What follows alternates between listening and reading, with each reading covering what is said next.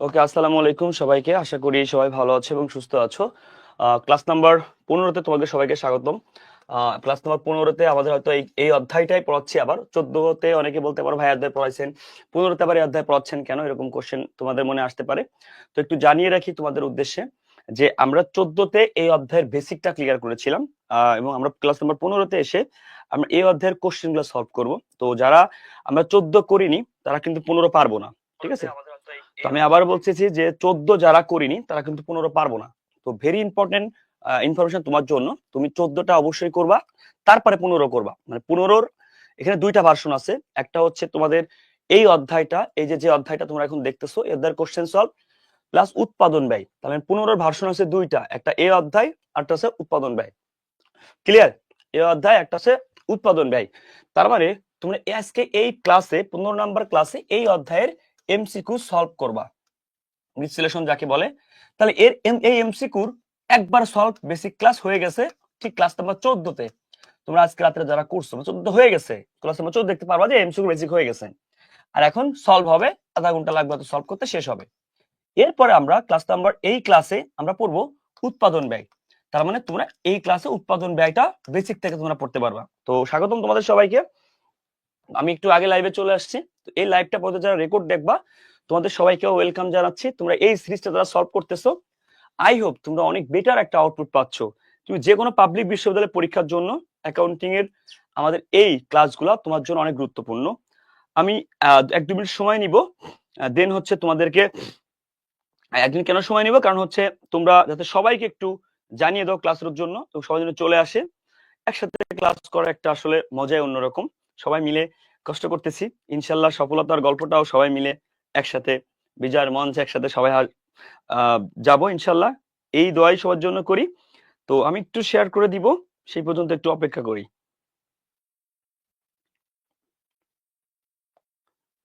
ওকে, এবং সবাই যারা আছে এখানে একটু কষ্ট করে আমরাও শেয়ার করে দিব। আমাদের যে ফ্রেন্ডরা আছে যারা ক্লাস করে প্রতিনিয়ত, বা আমাদের যে টেলিগ্রাম গ্রুপগুলো আছে যেখানে স্টুডেন্টরা ক্লাস করে, সো এখানে আমরা আসলে আমাদের হচ্ছে শেয়ার করে দেওয়া উচিত বলে মনে করি আর কি। ওকে ফাইন, দিছি শেয়ার করে, আসো।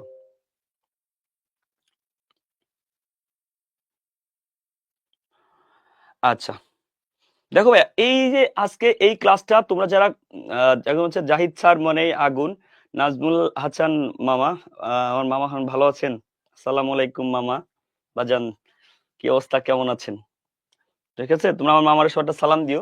আমার সম্মানিত মামা হন আর কি নাজমুল হাসান, এবং অলওয়েজ আমাকে ইন্সপিরেশন করে থাকেন, এবং তার মন মানসিকতা অনেক ভালো। তোমরা তার জন্য দোয়া করবা যেন আমার মামা সবসময় আমার পাশে থাকতে পারে ইনশাল্লাহ। কেমন আজকে এই যে, ওকে ফাইন, ইউটিউব প্লেসটা খুঁজে পাচ্ছ, দিয়ে দিচ্ছি। তোমরা সবাই মামার একটা সালাম দিও মেনশন করে, হ্যাঁ? সালাম দিও, আসসালামু আলাইকুম মামা, এটা দিলেই হবে, আর কিছু লাগবে না, তাহলে মামা পেয়ে যাবে। হ্যাঁ, নাম মেনশন করতে গেলে তোমরা পাবা না। আচ্ছা ভাইয়া, মাথা ব্যথা করতেছে, পিঠ ব্যথা, ভাই আমার নিজেরও এই বুকে ব্যথা আজকে হঠাৎ করে আমার, কেন জানি না বুকে ব্যথা শুরু হয়েছে। মানে হঠাৎ করে আর কি। তো আমি 2 মিনিট আগে সেটা কথা বলার জন্য, তো এই যে কষ্ট করতেছো, তুমি বিশ্বাস করবে না হয়তো, তোমাদের কষ্ট তো আর 1-2 দিন আছে, তাই না? কিন্তু তোমরা যে কতটা নিজেকে এগিয়ে ফেলছো এবং তোমরা যে কতটা আগায় ফেলছো, তুমি বিশ্বাস করো আর নাই করো, তুমি যদি যে কোনো পাবলিক বিশ্ববিদ্যালয় পরীক্ষা, আমি বলেছি 90% কোশ্চেন আমার এখানে থাকবে, 90% কোশ্চেন আমার এখানে থাকবে ইনশাল্লাহ। ওকে, তো তোমরা যারা কমপ্লিট করেছো একদম পুরো ক্লাস করার পরে, তোমাদের সবার কাছ থেকে একটা ফিডব্যাক আমি চাইবো। তো আমি যারা প্লে লিস্টটা পাওনি আমি দিয়ে দিচ্ছি, আমি একটু আগে এসেছি তোমাদের সাথে কথা বলার জন্য। ইউটিউবে প্লে লিস্টটা দিয়েছি ভাইয়া, ইউটিউবে খুঁজলেই পাবা, ইউটিউবে ক্লাস সার্চ দাও যে এমসিকিউ ম্যারাথন ক্লাস, পেয়ে যাবা। ওকে, ওকে আসো। তো আমি বলি, তোমাদেরকে একটা গুড নিউজ দিই। দেখো অনেকে, আর তোমরা হচ্ছে একজন, ভাই আপনার কি ঘুম লাগে না? ভাইয়া যখন আসলে চিন্তা করি আমি, ঘুম লাগে না, এটা দেখো এই কোশ্চেনের অ্যান্সারটা দিই, তারপরে শুরু করি। তো আগে আসছি একটু, তোমার খুব ভালো একটা কোশ্চেন দেখো, তুমি বলছো ভাই ঘুম লাগে না, এই দেখো ঘুম লাগে কিনা দেখো, একটু দেখাই, জাস্ট একটু দেখো, এটা এটা দেখলে বুঝবা যে ভাই আমার ঘুম লাগে কি লাগে না। ওকে, ওকে, ওকে, এই দেখো, এই লিস্টটা দেখলে বুঝবা যে ভাই আমার ঘুম লাগে কি ঘুম লাগে না। দেখো এই লিস্টটা, এইটা দেখো, আসো, এইটা দেখলে এবার বলো তোমার কি ঘুম লাগবে কিনা। ধরো ধরো তুমি পরীক্ষা দিচ্ছ 1-2 জায়গায়, কিন্তু আমার শিক্ষার্থী কেউ একজন পরীক্ষা দিচ্ছে রাবিতে 12 তারিখে, আর সেই শিক্ষার্থীকে রাবির জন্য প্রস্তুতি করে তুলতে হবে। আমার কোনো একজন শিক্ষার্থী তার 4 দিন পরে খুলনা পরীক্ষা দিচ্ছে, ঠিক আমার কোনো না কোনো একজন শিক্ষার্থী, তুমি তো হয়তো খুলনাতে পরীক্ষা দিবা না, কিন্তু আমার কোনো একজন শিক্ষার্থী দিচ্ছে। দেখো, আমার কোনো একজন শিক্ষার্থী দিচ্ছে, আবার আমার কোনো একজন শিক্ষার্থী 7 কলেজে 18 তারিখে পরীক্ষা দেবে, তাকেও আমাকে প্রিপারেশন নেওয়া হবে। ঠিক 18 তারিখের পরে আমার অনেক শিক্ষার্থী কুমিল্লাতে পরীক্ষা দিবে, আমার দিনাজপুরের অনেক শিক্ষার্থী, যারা হয়তো তুমি না, কিন্তু আমার দিনাজপুরের অনেক শিক্ষার্থী শেখ হাজি দানেশ বিজ্ঞান প্রযুক্তি পরীক্ষা দেবে। 24 তারিখের পরে সব শিক্ষার্থী গুচ্ছতে পরীক্ষা দিবে। 25 তারিখের পরে মে মাসে পরীক্ষা দেবে অনেক শিক্ষার্থী। তাহলে আমার পুরো শিক্ষার্থীর এপ্রিল মাসের 12 তারিখ থেকে এপ্রিলের 12 টু মে মাসের 3 তাদের কোনো ঘুম নেই। তার মানে দেখেন এই সময়টা কিন্তু তারা কি করবে, পরীক্ষা দেবে আর পরীক্ষা দেবে। তাহলে এই বলেন এই চার্টটা দেখলে কার ঘুম আসে? হয়তো আপনি এখানে পরীক্ষা দিবেন না, এখানে দিবেন আর এখানে দিবেন, আপনার কাছে কোনো প্যারা মনে হচ্ছে না, কিন্তু এখানে তো আমার কোনো শিক্ষার্থী দিবে। যদি আমাকে প্রশ্ন করে স্যার আমি তো পরীক্ষা দিব, তাহলে আমাকে কেন আপনি একটু গাইডলাইন দেন, আমি কিভাবে ঘুমাবো? এই যে প্লেলিস্টে আমি ক্লাসগুলো নিচ্ছি, পেইড ব্যাচও ক্লাস চলতেছে বাইরেও, কারণ কি, যাতে আমাদের শিক্ষার্থীর অ্যাটলিস্ট অ্যাকাউন্টিং ম্যানেজমেন্টের যে প্রবলেমগুলো ঈদের আগে আমরা সলভ করে ফেলতে পারি। তাহলে ওই শিক্ষার্থীগুলো যে কোনো জায়গায় পরীক্ষা দিলে ওর ঈদের আগে সব কমপ্লিট হয়ে গেল, ঈদের পরে ও বাংলা ইংলিশটা স্ট্রং করতে পারলে, ফাইনাল সলিউশন করতে পারলে ও পরীক্ষা হলে বসবে। এখন তুমি আমার বলো, আমি যদি ঈদের 3-4 দিন পরে ক্লাস শুরু করি, 12 তারিখে রাবির পরীক্ষা, কেমনে শেষ করবো? সাজেশন ক্লাস তো শেষ করা লাগবে, এমসিকিউ বিসিকিউ শেষ করা লাগবে, তাহলে আমি ঘুমাবো কেমনে আমার বলো? আমি ঘুমাবো কেমনে? আমার এই প্রশ্নের অ্যান্সারটা দাও, এই প্রশ্নের অ্যান্সারটা দাও, আমি তোমাকে তুমি নিজেই বলো এবার, আমি কেমনে ঘুমাবো? যদি আমাকে এটা বলো, আমি ঘুমাবো কোন কোন ভাবে আমি ঘুমাবো? এই যে একজন বলছো সিইউ জিএসটি এইচএসটি অনেক পরীক্ষা দিবা, তার আমাকে বলো, এরকম করে একাধিক জায়গায় তো অনেকে পরীক্ষা দেবে, তাহলে আমি কেমনে ঘুমাবো ভাই আমারে বলো? এখন হচ্ছে ম্যানেজমেন্ট ফ্রি ক্লাস নিবেন, আমি শরীরের যে কন্ডিশন বলতে পারছি না, তবে ম্যানেজমেন্ট টপ 200 বা 300 এমসিকিউ সাজেশনমূলক ক্লাস অবশ্যই অবশ্যই হবে।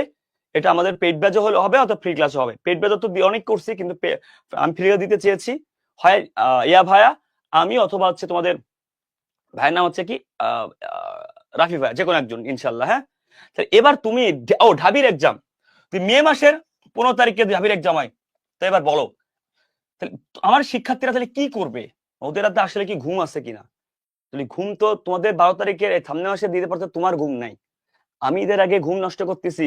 আমি তো বলে দিচ্ছি ঈদের আগে আমার শেষ ক্লাস, এরপরে আর আমাকে পাবে না। হ্যাঁ, ঢাবি যদি আর পুনরায় এক্সাম যেহেতু হচ্ছে, অবশ্যই এটা আমি দায়বদ্ধ, তোমাকে দায়বদ্ধ না, এটা আমি বিবেকের কাছে দায়বদ্ধ, তোমাকে আবার একটু কিছু ক্লাস, কিন্তু হিসাব বিজ্ঞান ক্লাস জানিছি, এর বাইরে কোনো বিশ্ববিদ্যালয়ে কোশ্চেন হতে পারে না, এগুলা পড়লেই হবে। ওই ক্লাসগুলো আমি প্রেফার করবো সবাইকে, যে এই ক্লাসগুলো করলে এনাফ, হিসাব বিজ্ঞান যে কোনো বিশ্ববিদ্যালয়, ঠিক আছে? ওকে, এবার তোমার প্রশ্নের অ্যান্সারটা দাও, ঘুম কি আসার কথা? আসলে কি ঘুম আসার কথা? এটা দেখলে ঈদটা খালি বেরোক না, 3-4 তারিখ হোক, দেখি তোমার কেমনে ঘুম আসে। ঘুম আসবে না, এই জন্য ঈদের আগে অ্যাকাউন্টিং ম্যানেজমেন্ট শেষ করে রাখো রাখো রাখো। বুদ্ধিমানের কাজ হবে ওই জায়গায়, ওই অ্যাকাউন্টিং ম্যানেজমেন্টে সবাই ধরা খাবে শেষমেশ, কারণ অনেকে ফুল বুক প্রিপারেশন নেয়নি। সেই জায়গার ক্ষেত্রে বলছি, ঘুম কি আসলেই আসার কথা? না ভাইয়া, ঘুম আসে না। এই জন্য অ্যাকাউন্টিং যখন আমি শেষ করবো, আমি বলতে পারবো আমি তোমাকে ঈদের আগে বহুত সতর্ক করছিলাম, তুমি আমার কথা শোনোনি। আজকে তুমি ঈদের পরে তোমার টাইম আছে 3-4 দিন, তুমি আমার যদি চিল্লাও কাজ হবে না। তো ঠিক আছে, ক্লাসে ফির ইনশাল্লাহ। হ্যাঁ, ওকে, টেনশনে শেষ হচ্ছে, কোনো টেনশন নাই ইনশাল্লাহ, আল্লাহ ভরসা, ক্লাস শুরু করে দিই। আসো, কোনো টেনশন করে যাবে না। হ্যাঁ, এই যে ঈদের আগে তো অনেক টাকায় ফেলতেছো, এরপরে তো তোমার ইনশাল্লাহ, ওকে, এরপর তো তোমার ইনশাল্লাহ অনেকটা চাপ কমে যাবে, তাহলে তোমার টেনশন কেন করবা? ঈদের আগে তো তোমাকে অনেক কিছু শেষ করে দিচ্ছি, দিচ্ছি না?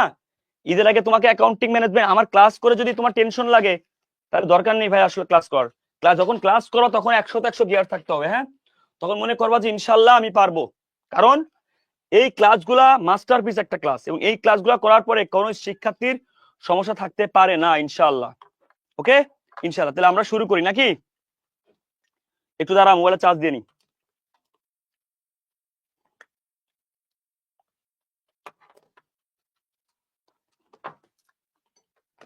দেখো, এই চ্যাপ্টার থেকে তোমাদেরকে কে কোন জায়গায় পরীক্ষা দিচ্ছ একটু এটা স্ক্রিনশট দিয়ে নিও।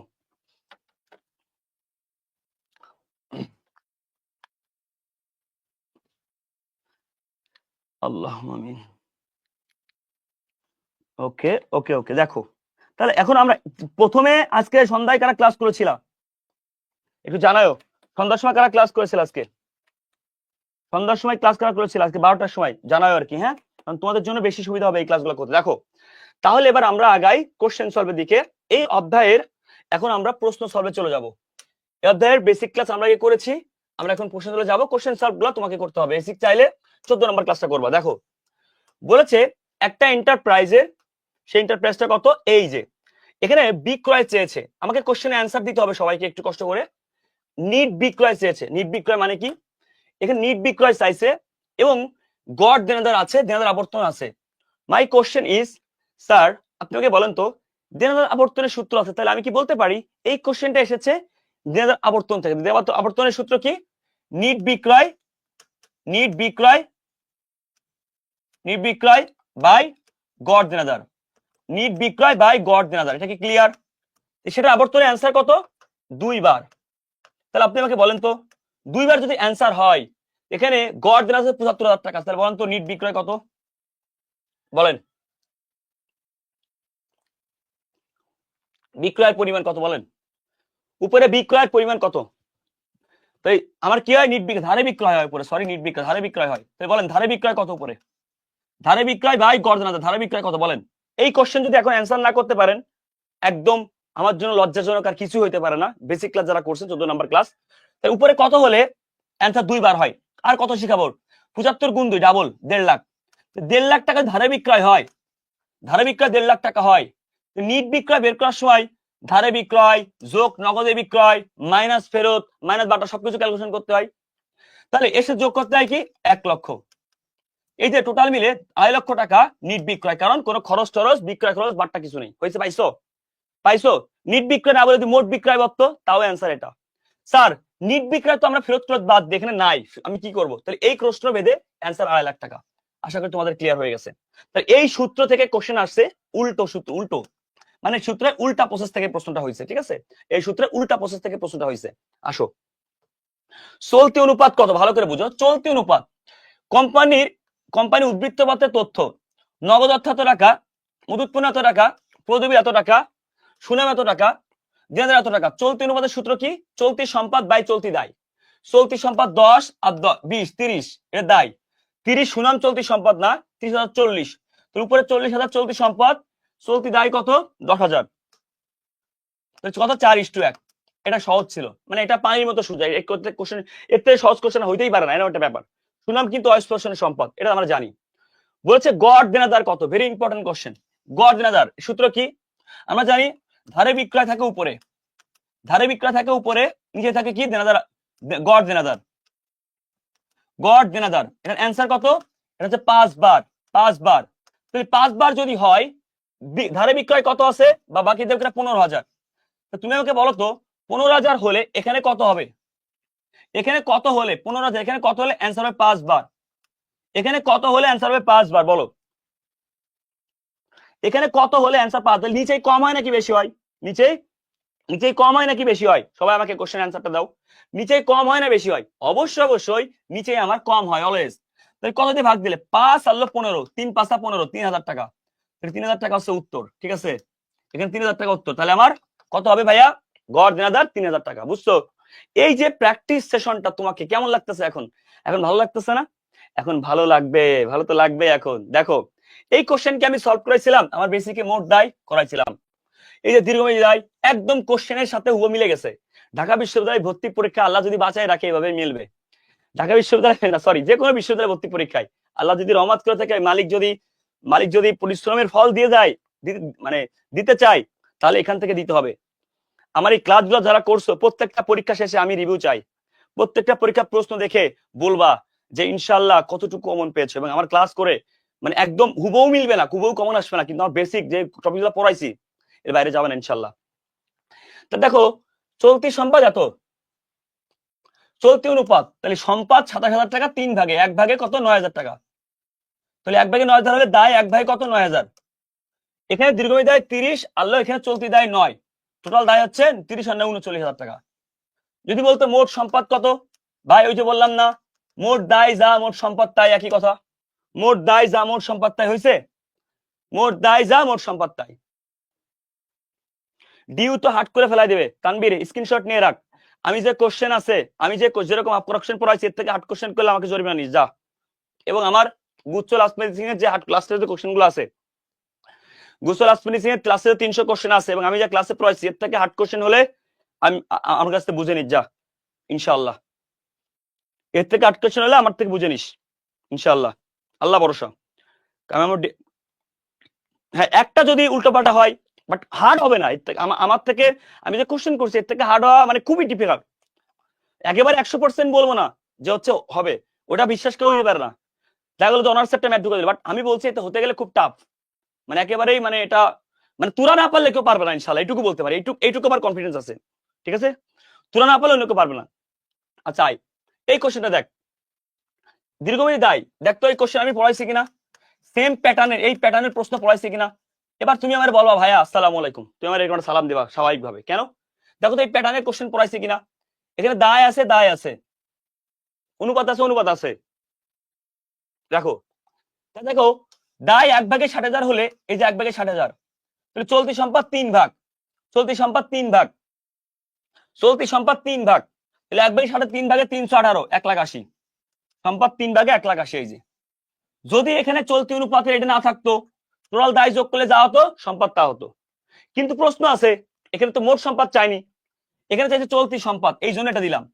এখানে যদি মোট সম্পদ চাইতো তাহলে এটা যোগ করতাম, মোট সম্পদ চাইলে এই দুটো যোগ করলে হয়তো, কিন্তু এখানে চলতি সম্পদ চাইছে 1,80,000। Clear clear clear. আসো তাহলে এই কোশ্চেন পারবা কিনা, চলতি অনুপাত কথা বলো। চলতি সম্পদ, চলতি সম্পদ এটা যাবে না, চলতি সম্পদ ভাগ চলতি দায় আসছে যেটা, অ্যান্সার শেষ, অ্যান্সার শেষ, অ্যান্সার শেষ ভাইয়া। ওকে আসো, তারপরে আসো, এই দেখো তো এই কোশ্চেন পারো কিনা। তড়িৎ সম্পদ এত টাকা, তড়িৎ অনুপাত এটা কি? তারল্য অনুপাত এটা কি? তারল্য সম্পদ এটা কি? তারল্য দায়, তারল্য দায় হলে চলতি দায় কত? চলতি দায় কত বুঝো, চলতি দায় কত? দেখো তো আমাকে একটা কথা বলো, তারল্য সম্পদ 2 ভাগ এবং তারল্য সম্পদের পরিমাণ 65,000, 65,000 ভাগ 2, 65,000 ভাগ 2, 65,000 ভাগ কি 2, 65,000 ভাগ 2, তাহলে পরিমাণ ভাগ 1 ভাগে কত? 32,500। তাহলে ভাই দায় কয় ভাগ? 1 ভাগ, এটাই আমার অ্যান্সার, 32,500 টাকা অ্যান্সার। ক্লিয়ার হয়েছে? তারল্য সম্পদ প্রথমে থাকে, তারল্য সম্পদ 65,000, 2 ভাগে 65, 1 ভাগে 32,500, দায় হচ্ছে এই যে 1 ভাগ। হয়েছে ভাইয়া? ভাইয়া সবাই একটু চুপ করি প্লিজ, আমি রিকোয়েস্ট করি, তোমরা এমন করো না, তোমরা এমন করলে খুব খারাপ লাগে, তোমাদের কাছে রিকোয়েস্ট করি প্লিজ, একটু মন দিয়ে সলভগুলা করে ফেলো প্লিজ। দেখো মজুত আবর্তন কত, ভেরি ইম্পর্টেন্ট কোশ্চেন। সূত্র কি? বিক্রিত পণ্যের ব্যয় দেওয়া নেই, ভাই গড় মজুদ, গড় মজুদ 70,000 আছে, তাহলে আমার বিক্রিত পণ্যের ব্যয় দেওয়া নেই, বের করতে হবে। বিক্রয় লাভ 25%, এখানে লাভ কিছুর উপর বলা নেই, মানে বিক্রয় উপর ধরতে হবে। 25% মানে কত? এইটা 4 ভাগের 1 ভাগ, 25% মানে 4 ভাগের 1 ভাগ। দেখেন 2 লাখের 4 ভাগের 1 ভাগ কত? 50,000, 80,000-এর 4 ভাগের 1 ভাগ হচ্ছে 20,000, তাহলে 50 আর 20 70, তার মানে বোঝা যাচ্ছে 25% মানে 4 ভাগের 1 ভাগ, 2,80,000-এর 4 ভাগের 1 ভাগ 70,000। তাহলে ভাইয়া আমাকে একটা কথা বলো তো, 70,000 টাকার নাম কি? মুনাফা। 70,000 টাকার নাম কি? লাভ বা মুনাফা। বিক্রয় থেকে মুনাফা বাদ দিলে কি পাবো? আমরা সবাই জানি বিক্রিত পণ্যের ভাই, এই কোশ্চেন আমরা সবাই জানি।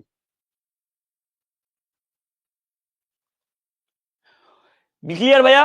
এই যে ব্যাপারটা দেখো, বিক্রয় মাইনাস কি এটা, এখানে 2,10,000 টাকা অ্যান্সার হবে। কেন? এর থেকে এই যে এটা তো 3 ভাগ, অথবা এটা থেকে বাদ দাও 2,10,000, তাহলে অ্যান্সার হবে কত? 70, মানে 2,10,000 ভাগ 70, 3 7 21, 3 বার। এই যে কোশ্চেন গুলা ইজি, এই কোশ্চেন তোমাদের পড়াইছি না ভাইয়া? দেখো তো পড়াইছি কিনা এই কোশ্চেন গুলা? এখন তো ভাইয়া মোট দায় আর মোট সম্পদ সেম, এস কনসেপ্টটা আবার একটু ক্লিয়ার করলে ভালো হতো। এই কোশ্চেনটা তুমি আবার রিডিং ক্লাসগুলো একটু নতুন করে পড়ো, মানে ওইটুকু ওই টপিকসটা একটু আবার দেখো, ক্লিয়ার হবে ইনশাআল্লাহ। হয়েছে ভাইয়া? হয়েছে, পারতেছো ইনশাআল্লাহ, না পারলে বইলো। রিটার্ন অন অ্যাসেট, অ্যাসেট মানে কি? সম্পদ। রিটার্ন মানে কি? আয়। অন মানে কি? উপরে, তার মানে বোঝাচ্ছে সম্পদের উপরে আয়। তার মানে সম্পদের উপর আয় মানে কি? সম্পদ যখন আমরা বিনিয়োগ করি তখন আমাদের আয়টা আসে। তাহলে বলতে পারি এই যে কতটুকু সম্পদ বিনিয়োগ করা আছে, রিটার্ন অ্যাসেট মানে আমার সম্পদ বিনিয়োগকে বুঝাইছে, মানে সম্পদ বিনিয়োগ বা সম্পদ বিনিয়োগ থেকে আয়, সম্পদ বিনিয়োগ বা সম্পদ থেকে আয়, বা সম্পদ থেকে আয় বা বিনিয়োগ থেকে আয়, যে কোনো একটা কোশ্চেন হতে পারে। যে কোনো থেকে হতে পারে, বিনিয়োগ থেকে আয়, হ্যাঁ যে কোনো একটা কোশ্চেন হতে পারে, এগুলো মনে রাখবা। এই কোশ্চেনটা কিন্তু কঠিন আছে এবং এই কোশ্চেনটা তোমার জন্য পারতে হবে, কঠিন হলে পারতে হবে। দেখো বলেছে দেনাদার আবর্তন, নগদ বিক্রয়, নিট বিক্রয়। এই কোশ্চেন একটু একটা সলভ করেছে না ভাইয়া? এই কোশ্চেন একটু সলভ করেছে না? ইজি কোশ্চেন সলভ করেছে, আর করাবো না। এই দেনাদার আবর্তন আছে, তাহলে আমার কি এখান থেকে ধারে বিক্রয় বেরোবে, এই ধারে বিক্রয়ের সাথে যোগ করলে নিট বিক্রয় বেরোবে, শেষ। ধারে বিক্রয় যোগ করে নিট বিক্রয়, পারবা? এটা পারবা? এই কোশ্চেনটা তোমরা সলভ করতে পারবা না ইনশাআল্লাহ? দেখো তো, এই দেখো ম্যাথ, চলতি অনুপাত কত? তাহলে দেখো কার্যকরী মূলধন অনুপাত 2:1, এটা মূলধন, এটা চলতি মূলধন, এটা চলতি দায়।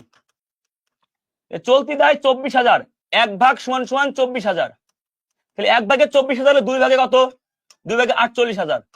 তাহলে ভাই দেখো তো, সম্পদ যদি হয়, সরি চলতি মূলধন হচ্ছে 48,000। এখন এখানে একটা কথা আছে, দেখো খুব ভালো করে শোনো, তোমাকে এই স্টাইলে না গেলে হবে। আমি তো একটা নতুন টেকনিক শিখেছিলাম, মনে আছে? চলতি অনুপাতে কি লাগে? সম্পদ আর দায় লাগে। সম্পদ দায়ের অনুপাত 1, তাহলে সম্পদ অনুপাত বের করলে হচ্ছে, দেখো তো চলতি মূলধন অনুপাত 2 আছে, চলতি মূলধন অনুপাত কেমনে বেরোইছে?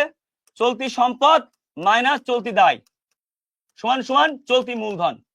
সেই চলতি মূলধন যদি হয় 2, চলতি দায় যদি হয় 1, তাহলে বলো তো কত থেকে 1 মাইনাস করলে 2 হবে অনুপাত? টাকা অনুপাত একই সূত্র। ওকে ওকে ফাইন, এগুলো সব সলভ করা নিয়ে যাবেন, এগুলো ইয়ার কোশ্চেন সলভ করানো হয়নি, ইয়ার কোশ্চেনে হাতই দেওয়া হয়নি বোন, আসো। আমি সব বেসিক দেখেছিলাম, ইয়ার কোশ্চেন হাত দেওয়া হয়নি। তাহলে কত থেকে 1 মাইনাস কত, এগুলো আমি পড়াইছি কি, আমি আমার মতো করে ম্যাথ করাইছি, বেসিক ক্লাস করাইছি। ইয়ার কোশ্চেন সলভ করেন, তাহলে কত হবে? 3, 3 থেকে 1 মাইনাস করে 2, তাহলে 3:1। এই কোশ্চেন গুলা আমি তোমারে বেসিকে পড়াইছি, সেগুলো এখন তুমি পাচ্তেছো।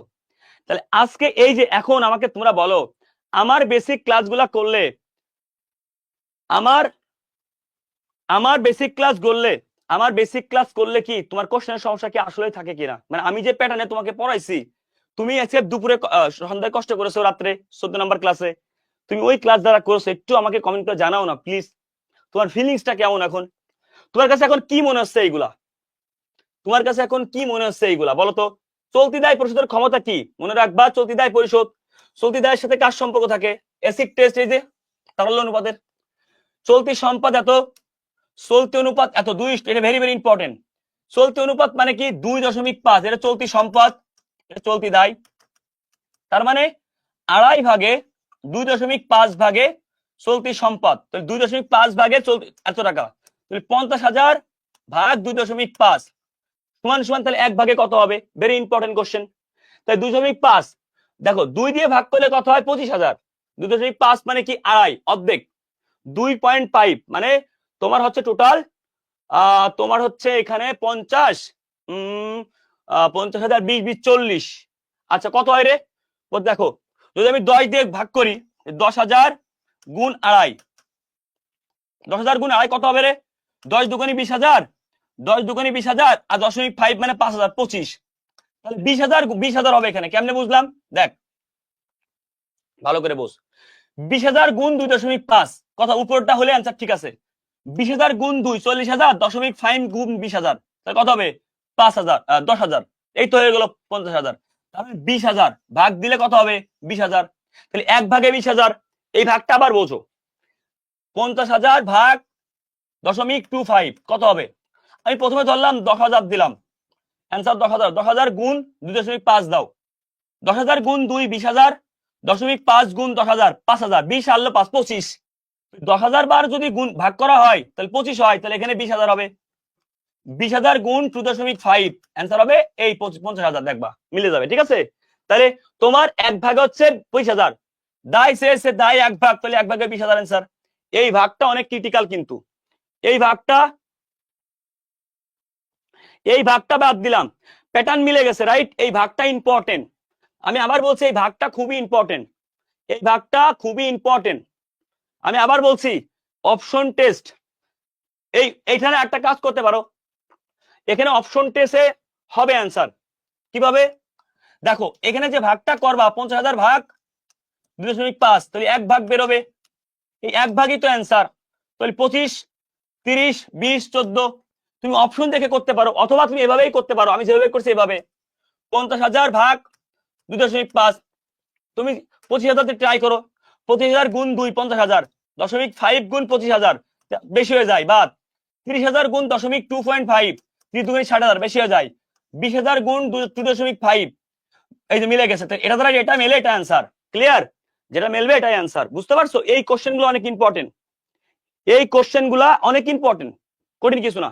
আসো, গড় দেনাদার চাইছে, কোথায় পেঁয়াজ বুঝছো? তো গড় দেনার সূত্র কি?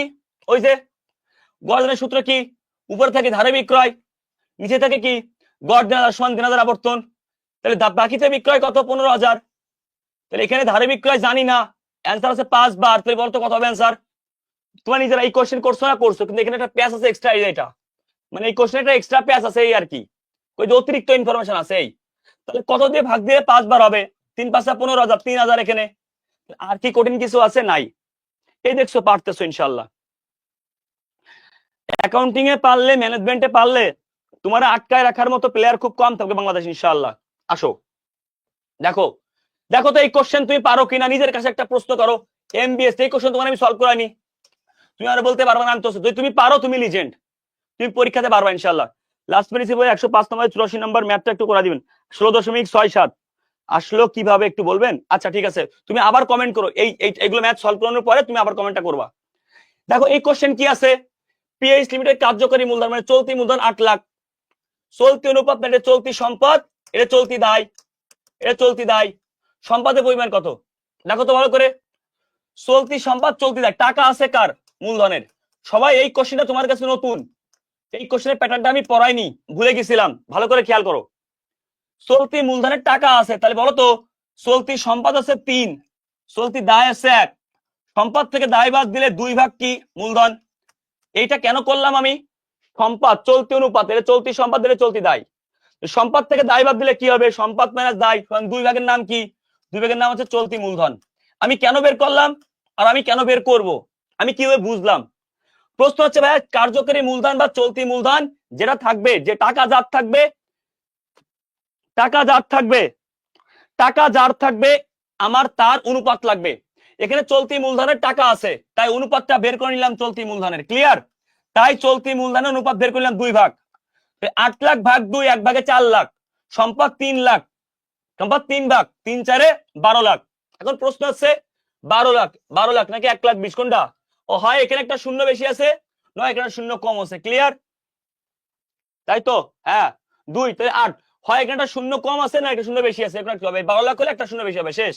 এটা আমারই কঠিন কিছু না, তুমি ম্যাথ পারলেই হচ্ছে। 40 গুণ 3, এই তো গুড, 3 4 12, 120। তো এখানে তো হয়তো এখানে 80,000, হয় এখানে একটা শূন্য কম না একটা শূন্য বেশি, যে কোনো একটা হবে। আসো, তড়িৎ অনুপাত কত? Very important question. তড়িৎ অনুপাতের ক্ষেত্রে দেখো কি আসে, আমরা একেতে তড়িৎ অনুপাতের ক্ষেত্রে কি আনি না? সমাপনী মজুদ আনি না, আনি না। নগদ আসবে 9,000, 9,000 সুনাম আসে না, সুনাম তো স্থায়ী সম্পদ। প্রাপ্যবিল 6, 9 6 15, তাহলে 9 6 15,000 টাকা পালাম। স্যার আপনি বলতে পারেন, বলেন তো 15,000 থেকে কি এই সমাপনী উৎপন্ন 15,000 বাদ যাবে কিনা? উত্তর হচ্ছে না। কেন জানেন? আমি তো প্রথমেই বাদ দিয়ে দিয়েছি, ধরিনি। আপনি প্রথমে বাদ দিতে পারেন, মোট সম্পদ থেকে বাদ, মোট চলতি সম্পদ থেকে বাদ দিতে পারেন। আপনি যদি প্রথমেই বাদ দিয়ে হিসাব করেন, তাহলে তো বাদ দিয়ে তো আপনি হিসাব করছেন এই তারল্য সম্পদ। আপনি সমাপনী মজুদ পণ্য, আপনি এরকম হিসাব করতে পারেন, মোট চলতি সম্পদ 1 2 3টা, এই 3টা যোগ করলে 30,000 মাইনাস সমাপনী মজুদ 15,000। অনেকেই ভুল করে, তাহলে অ্যান্সার 15, একই কথা। আর আপনি হিসাব করার সময় যদি বাদ দেন তাহলে হয়ে গেল, আপনি ধরলেন না, একই কথা। এই কোশ্চেন কিন্তু খুব গুরুত্বপূর্ণ। 8 লক্ষ দেওয়া আছে, দেওয়া কিন্তু হবে 80, তাহলে 80,000 যদি হয় তাহলে অ্যান্সার 1,20,000, কোনো সমস্যা নাই। আমি তো বলেছি একটা শূন্য ভাগো, শেষ। দেখো তাহলে এখানে 15,000, নিচে প্রদবিল কত? এই যে 1,000, সরি 10,000, 10,000, তাহলে অ্যান্সার কত হবে? 10,000 মধ্যে 15,000 কয়বার যায়? একবার গেলে কত হয়? 10,000, একবার গেলে হয় 10,000, বাকি থাকে কত? 5,000। 5,000 মানে কি? 5,000 10,000 মধ্যে হাফ, তাহলে 1.5। 5,000 10,000 মধ্যে কত? হাফ, মানে 1.5। স্যার হয়েছে কিনা কেমনে বুঝবো? স্যার দেখেন এই প্রথমটা মিলান, এক না হয় না, 10,000 1.5, তাহলে 10,000 গুণ 1.5, 10,000 একে 10,000, 10,000 গুণ 0.5 মানে 5, 10,000 আর 5,000 15,000 মিলে গেল, অন্য কোনোটা দ্বারা মিলে না। 10,000 গুণ 3 3 30,000, 10,000 গুণ 2 20,000 হয় না, তাহলে এই 1.5 দ্বারাই হয়। সবাই কি বুঝতে পারছেন? অপশন দেখে করা যায়, নরমালি করা যায়। এই যে ক্যালকুলেশন গুলাই পরীক্ষার হলে অনেক স্টুডেন্ট পারবে না, এই ক্যালকুলেশন গুলাই পরীক্ষার হলে অনেক স্টুডেন্ট পারবে না। তাহলে কোন জায়গায় পোলাপান ভুল করবে বুঝতে পারছেন? স্টুডেন্ট কোথায় ভুল করবেন, আপনি কোথায় আগায় থাকবেন, আশা করি ক্লিয়ার হয়েছেন। আসেন এই কোশ্চেন কি দেখেন তো, আমি এই কোশ্চেনের প্যাটার্ন পড়াইছি কিনা দেখেন তো, এই কোশ্চেনের প্যাটার্ন পরিচিত কিনা। এই কোশ্চেন আর পড়াবো না। মোট দায় কত, তাহলে দীর্ঘ দায় আছে, তাহলে চলতি দায় আপনি বের করবেন, অ্যান্সার পেয়ে যাবেন। দেখেন তো এই কোশ্চেনের পড়াইছি কিনা, জানার আবর্তন অনুপাত পড়াইছি কিনা। জাহিদ ভাই যখন পড়াই, জাহিদ ভাই আসলে একটু জেনে শুনেই পড়াই কোন টাইপের কোশ্চেন আসে। তো দেখো তোমার কাছে হ্যাপি লাগে, তোর কাছে নিজেকে হালকা লাগে, মুনাজাতের পরে যেন হালকা লাগলে দোয়া কবুল হয়েছে, সেম ভাবে তোমার কাছে এখন হালকা লাগবে, তোমার পড়াশোনা 100তে 100 হয়েছে। দেনাদার আবর্তন অনুপাত কি হবে, ধারে বিক্রয় উপরে প্রারম্ভিক আর সমাপনী যোগ হবে 40 ভাগ 2 20,000। তাহলে উপরে উপরে কত 5 লাখ, নিচে 20,000, কয়বার হবে দেখো তো। 20,000 গুণ 15, 20,000 গুণ 10 2 লাখ, আর 20,000 গুণ 5 1 লাখ 3 লাখ, 20,000 গুণ 20 4 লাখ, 20,000 গুণ 25 5 লাখ, এটাই হয়েছে 25 বার। কেমনে বুঝলাম? 20,000 গুণ 20, 20 দিয়ে গুণ করলে 4 লাখ, আর 5 দিয়ে গুণ করলে 20,000 গুণ 5 1 লাখ 5 লাখ। ক্লিয়ার? এই কোশ্চেন তোমাকে সলভ কেন করাচ্ছি, জাহিদ ভাই যে আসলে ম্যাথ যখন নিজে তৈরি করে তখন ওই ম্যাথ গুলা ওই ইয়ার কোশ্চেন থেকেই রিলেটেড হয়। কেন? আমার আল্লাহর রহমতে ম্যাথ করতে করতে এমনটা এক্সপিরিয়েন্স হয়েছে, মানে বেসিকে সব বুঝাইছে, এখন ইজি লাগতেছে না, এই জন্য আমি তোমাদেরকে, বুঝছো? তাহলে ইয়ার কোশ্চেন তোমরা যে পারো না এটা ভুল কথা, তোমাকে বেসিক স্ট্রং নেই। তোমার বেসিক যদি স্ট্রং যে এখন হয়েছে, পারতেছো কেন? কারণ তোমাকে ওইভাবে পড়ানো হয়েছে। তুমি আজকে মিনিমাম 25 থেকে 30 প্রকার ম্যাথ শিখেছো। কয় প্রকার ম্যাথ শিখেছো একটু জানাই তো আজকে আমাকে, কয় প্রকার ম্যাথ হয়েছে এই অধ্যায়ে, একটু কমেন্ট করে জানাও, একটু জানাও তো কয় প্রকার ম্যাথ হয়েছে, যদি কেউ লিখে থাকো। দেখো এই কোশ্চেন পারবা না, পারবা, আর পড়াবো না। চলতি মূলধন আছে এখানে, এটা ভেরি ভেরি ইম্পর্টেন্ট। চলতি মূলধন, এর আগের কোশ্চেনে একটা কথা বলেছিলাম, চলতি অনুপাত, নট চলতি মূলধন, কিন্তু এখানে এটা চলতি সম্পদ, চলতি দায়। তাহলে টাকা আছে চলতি মূলধনের, তাহলে সম্পদ থেকে দায় বাদ দিয়ে আমি মূলধনের টাকা বের করে নিব। যদি এখানে চলতি মূলধন অনুপাত থাকতো তাহলে সমস্যা ছিল না, চলতি মূলধন অনুপাত থাকলে সমস্যা ছিল না। 20 প্লাস ম্যাথ, 20টা তো আমার 3টা টপিকস মিলেছে, 20-এর বেশি, 20-এর বেশি হয়েছে ভাই, আন্দাজ না জেনে বলো। তাহলে এখানে চলতি, আমি আবার বলছি, চলতি মূলধন অনুপাত থাকলে ঝামেলা হইতো না। এটা চলতি মূলধন আর চলতি মূলধন টাকা এই যে, কিন্তু এটা চলতি অনুপাত, চলতি অনুপাত মানে এটা চলতি সম্পদ চলতি দায়। ক্লিয়ার? চলতি সম্পদ চলতি দায়, তাহলে আমার মূলধন অনুপাত নাই, তাই বের করে নিলাম। মূলধন অনুপাত না থাকলে কি করতে হবে, বের করতে হবে ভাগ 3, 1 ভাগে 40,000। বারবার বলছে এখানে ভুল হবে কিন্তু, ভেরি ইম্পর্টেন্ট। চলতি দায় কয় ভাগ, দায় আছে 2 ভাগ, 1 ভাগে 40, 2 ভাগে কত 80,000। এখানে যদি চলতি অনুপাত বলা মানে এটা সম্পদের দায়, আমার লাগবে চলতি মূলধন, সম্পদ মাইনাস দায় চলতি মূলধন। যদি চলতি মূলধন থাকতো আমার আর মাইনাস করা লাগতো না। এখন তো 42টা টপিকস, 42টা টপিকস পড়াইছে। আচ্ছা ওকে ফাইন, মাশাআল্লাহ। তাহলে বিষয়টা হচ্ছে, কখনো ভেবেছো এই অধ্যায় থেকে এত প্রকার ম্যাথ আসতে পারে? সামনের বছর প্যাসিওলিকে ভেঙ্গে এই 42টা টপিকসে ভাঙা হবে এই অধ্যায়। আমাদের তৈরি করা কোশ্চেন থেকে 42, সামনের বছরে এই যে ক্লাসগুলা করছি, এই ক্লাসগুলাতেই যেরকম পড়াইছি সামনের বছরে প্যাসিওলি ঠিক ওই প্যাটার্নে তৈরি হবে। ওকে, সামনের বছরে প্যাসিওলি ঠিক ওই প্যাটার্নেই তৈরি হবে। কোন প্যাটার্নে? যেই প্যাটার্নে যে 42টা ম্যাথকে ভাঙছি, প্যাসিওলিটা তৈরি হবে এই প্যাটার্নে। একদম হচ্ছে 50টা, যাই হোক 40 থেকে 50টা যেরকম ভাঙছি আমি ক্ষুদ্র ক্ষুদ্র আকারে, আমাদের প্যাসিওলিকে এরকম ক্ষুদ্র ক্ষুদ্র আকারে ভাঙা হবে সামনের বছর ইনশাআল্লাহ। ওকে, এবং সামনের বছরে 42টা টপিক থাকবে, টপিকে 42টা প্রকার ম্যাথ থাকবে আমাদের নিজেদের তৈরি করা। এরপরে স্টুডেন্ট বাংলা সব কোশ্চেন পারবে ইনশাআল্লাহ, আল্লাহ যদি সহায় হয়ে থাকেন। এই বছরে এত কাজ করতে পারে, সামনের বছর করবো। চলতি মূলধনের বাজারে পড়ানো লাগে না, এটা কি দাও, কোম্পানি মূলধনের পরিমাণ কত? আসো, এই যে একটা কোশ্চেন পাইছি, তাহলে এই কোশ্চেন কি জাস্টের কোশ্চেন? জাস্টের কোশ্চেন সবাই দেখার ট্রাই করো। দেখো তো এই যে মূলধনের সূত্রটা কি কেউ বলতে পারবা? জাস্টের কোশ্চেন, জাস্ট জাস্ট মানে কি, যশোর বিজ্ঞান ও প্রযুক্তি বিশ্ববিদ্যালয়, অনেকে এত জানে না, যশোর বিজ্ঞান প্রযুক্তি বিশ্ববিদ্যালয়ের কোশ্চেন। এই কোশ্চেনটা বলেছে মূলধন সূত্র কত বলো, দেখো। আচ্ছা দেখো, খুব ভালো একটা কোশ্চেন। এখানে বলেছে দায় ও মূলধন অনুপাত 3:2। এটা হচ্ছে আমার দায়, এটা হচ্ছে মূলধন। কিভাবে বুঝলাম? এই প্রশ্নের আগে কিটা আছে, দায়, এটা দায়, পরে কিটা আছে, মূলধন, এটা মূলধন। মোট সম্পদের মূল্য এত। আচ্ছা আমাকে একটা কথা বলো তো, দায় আর মূলধন, খুব ভালো করে বুঝো, দায় আর মূলধন। আচ্ছা এ সমান সমান এল প্লাস ওই না, তাহলে বলতো দায় আর মূলধন, দায় যদি 3 হয় মূলধন 2 হলে সম্পদ কত হবে বলো, এই কোশ্চেন আনসার আগে বলো।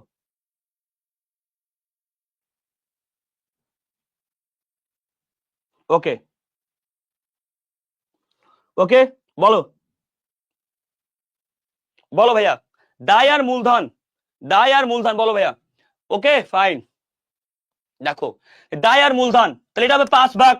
তাহলে আমি কেন বের করলাম এটা, প্রশ্নে আছে সম্পদ, তাই প্রশ্নে যেই মূল্য দেওয়া থাকবে সেই অনুপাত বের করতে হবে। Very important question.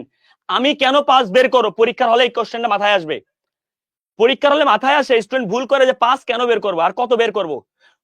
My answer is, যেই অ্যামাউন্ট দেওয়া থাকবে টাকা সেই অনুপাত লাগবে, যেই অ্যামাউন্ট দেওয়া থাকবে সেই অনুপাত লাগবে। তাহলে 4 কোটি 400 কোটি ভাগ হচ্ছে 5, 5 আর 40, 80 কোটি। মূলধনের কথা বলেছে, মূলধন কয় ভাগ, মূলধন 2 ভাগ, 80 গুণ 2 160 কোটি টাকা। ক্লিয়ার? তো এটা দায় ও মূলধনের অনুপাত। ক্লিয়ার? বুঝেছো কি বলছি? ভাই এত টাকা কই পাবো রে ভাই, এত টাকা কে দেবে রে ভাই, নামেই শুধু 80 কোটি টাকা হিসাব করে গেলাম, 180 কোটি, ওরে বাবা 160 কোটি, বাপ রে বাপ খাইছে। আমার 1 কোটি টাকা দে, আমি একটু ঘুরে আসি বাইরের দেশ থেকে, কোথা থেকে, ঠিক আছে? আচ্ছা সুমন মিয়া, ক্লাস করো না কেন, ক্লাস গ্যাপ দাও কেন, তোমার তো রেগুলার দেখা যায় না জানি, কাহিনী কি? দেখো ভাইয়া আসো, তাহলে এখানে একটা প্রশ্ন আছে, তাহলে এটা তো 1 ভাগে কত, ভাগ 5, 1 ভাগে 80 কোটি। তাহলে যদি চাইতো দায়ের পরিমাণ কত, তাহলে অ্যান্সার করতাম কি 80 গুণ 3। মূলধনের পরিমাণ কত, মূলধনের পরিমাণ কত আছে 80 গুণ 2 হয়েছে ভাইয়া। এইভাবে কর, এইভাবেই তো করবো আমি, রাইট? রাইট, আসো। ওকে দেখো এইটা কোশ্চেন করাইছি না ভাইয়া, চলতি মূলধন, এই কোশ্চেন করানো এখন হাসি লাগা। চলতি মূলধন 10,000, 1 ভাগে 10,000, এটা চলতি মূলধন, সরি চলতি দায়। চলতি সম্পদ কত, আসো। তো তোমার কাছে কনফিউশন মনে হতে পারে যে ভাই আমি এই কোশ্চেন কিভাবে করব। এখানে দেখো এটা তো কার্যকারী মূলধন, তাহলে এটার মানে কি চলতি মূলধন বা কার্যকারী মূলধন, দুই মানে। এখানে কিন্তু সবাই ভুল করবে, আমি বারবার কয়ে দিচ্ছি, চলতি দায় 10,000 টাকা 1 ভাগে, তাহলে 1 ভাগে 10,000, অনেকে কি করবে জানো, অনেকে ভাববে তুই 1 ভাগে 10,000, 2 ভাগে কত, 2 ভাগে 20,000, অ্যান্সার ভুল। এই 20,000 প্রথমেই আছে, কিন্তু এটা ভুল অ্যান্সার। কেন? কারণ এই জন্য ভুল, এখানে চাইছে চলতি সম্পদ, আমি বারবার চিল্লাই বলতেছি এখানে ভুল হবে, আমি বারবার চিল্লাই বলতেছি এখানে ভুল হবে, বারবার চিল্লাই বলতেছি এখানে ভুল হবে। চলতি সম্পদ চাইছে, এটা চলতি সম্পদ না। কার্যকরী মূলধন মানে এটা চলতি দায়, চলতি মূলধন, এটা চলতি মূলধন। কার্যকরী মূলধন মানে এটা চলতি মূলধন, এটা চলতি দায়। এই জায়গায় স্টুডেন্ট ভুল করবে, ও তাড়াহুড়া করে 2 দিয়ে গুণ করে চলে আসবে, কারণ ওর অভ্যাস। তাহলে তোমরা কি করবা, এখানে সিরিয়াস থাকবা। তোমরা কি বুঝতে পারছো কোন জায়গায় সিরিয়াস থাকতে হবে, এই জায়গায় কি বলেছে সিরিয়াস থাকতে হবে। তাহলে মূলধন কত বেরোইছে, মূলধন বেরোইছে 20,000। বলতো মূলধন কেমনে বেরোয়, মূলধন চলতি সম্পদ মাইনাস চলতি দায় সমান সমান চলতি মূলধন 20,000, চলতি দায় আছে 10,000, চলতি দায় 10,000 টাকা কেমনে বেরোইছে, কত থেকে 10,000 মাইনাস করলে বলো, চলতি সম্পদ কত হলে তার থেকে 10,000 মাইনাস করলে অ্যান্সার 20,000, বলো বলো, চলতি সম্পদ কত হলে তার থেকে অ্যান্সার 10,000 মাইনাস করলে উত্তর 20,000, বলো। স্বাভাবিক বোঝা যাচ্ছে, এর থেকে মাইনাস করলে 20, তাহলে 20 আর 10 30,000। বুঝতে পারছো সবাই কোন জায়গায় ভুল করবা, আমার ভুল জায়গাটা ক্লিয়ার? ঈশান বলছো প্যাসলি যে কোশ্চেন আছে জুৎস আর ইউ সলভ করাবে না, এইগুলা সলভ কর, এর থেকে বাইরে কোশ্চেন আছে আমার কাছে বুঝে নিস, যা দিচ্ছে এই কর, অতিরিক্ত করতে গেলে প্রবলেম আছে। যদি বললাম অতিরিক্ত আগে গেলে খেয়ে নেবে বাগে, ঠিক আছে বুঝিয়ান?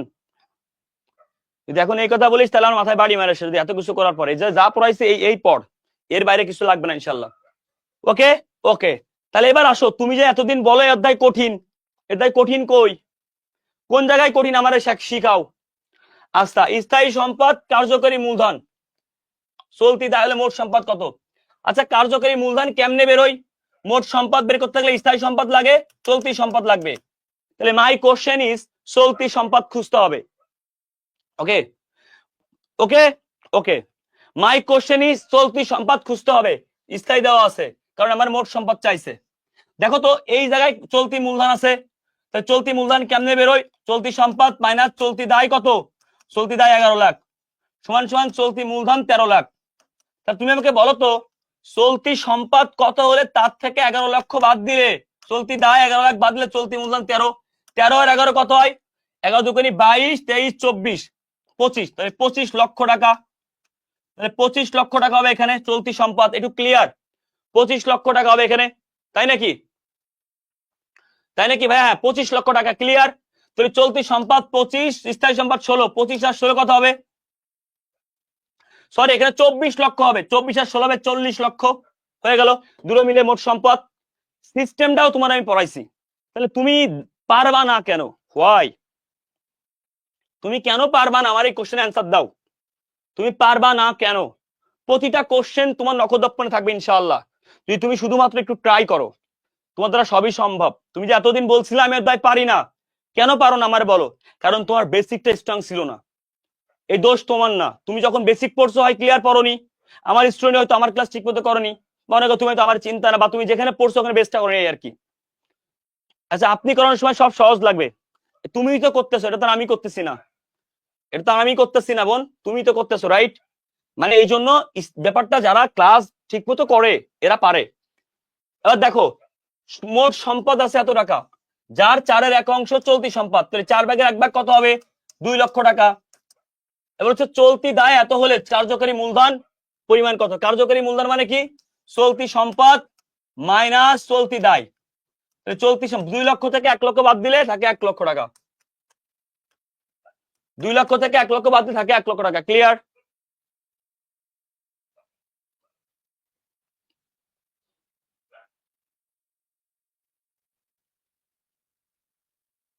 ওকে এই পর্যন্ত ক্লিয়ার হয়েছি? বুঝছি সবাই? আলহামদুলিল্লাহ। ক্লিয়ার হয়েছি না? আলহামদুলিল্লাহ, ডান। ওকে আসো দেখো ভাইয়া, তাহলে এই এইচএসসির কোশ্চেন নতুনত্ব পাইছো, এইচএসসির কোশ্চেনে নতুনত্ব পাইছো, দ্যাটস দ্য ইম্পর্টেন্ট। চলতি মূলধন এত, চলতি অনুপাত, তাহলে চলতি অনুপাত চলতি মূলধন আছে, তাহলে আমার কি লাগবে? আমার এখানে মূলধন অনুপাত লাগবে। ভালো করে বুঝো, মূলধন অনুপাত লাগবে।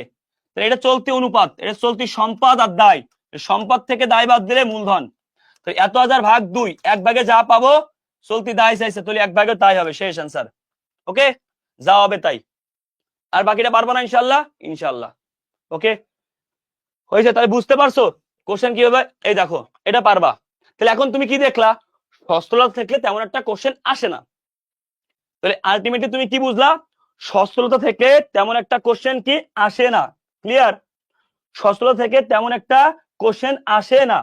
তুমি বুঝতে পারছো? সচ্ছলতা থেকে তেমন একটা কোশ্চেন আসে না, কিন্তু আসো সহজ জিনিস ভুল করো বেশি, এটা তোমাদের উপর ডিপেন্ড করতে। সহজ জিনিস তুমি ভুল করো না করো, আসো। এখনো পড়ানো শেষ হয়নি অধ্যায়।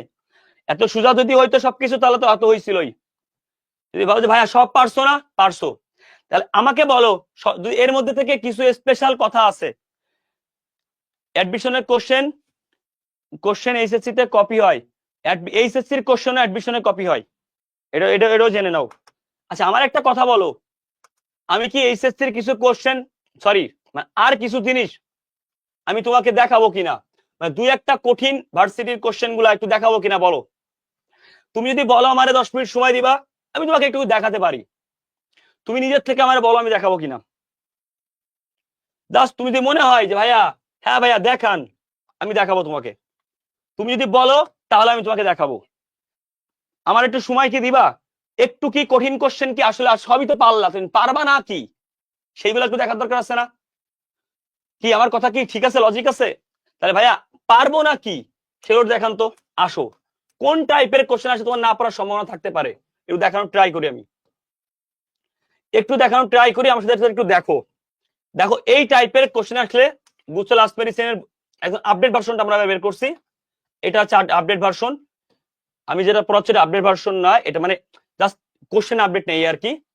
আচ্ছা তাহলে আসো আমি এবার তোমাকে একটা জিনিস দেখানোর ট্রাই করি। তুমি আমার কাছে এই অধ্যায় থেকে 2টা করে কোশ্চেন প্রত্যেকটা ভার্সিটিতে আসে, 2টা মার্ক যদি আসে ক্লাসে কনফার্ম করে দেবো, তোমাদের থেকে চান্স পা আগাই গেলা। দেখো তো এখান থেকে মিনিমাম 2টা কোশ্চেন প্রত্যেকটা বিশ্ববিদ্যালয়ে আসে, তুমিও জানো আমিও জানি। দেখো এই জায়গায় কি আছে, শেয়ার প্রতি একটা কোশ্চেন আছে, দেখছো?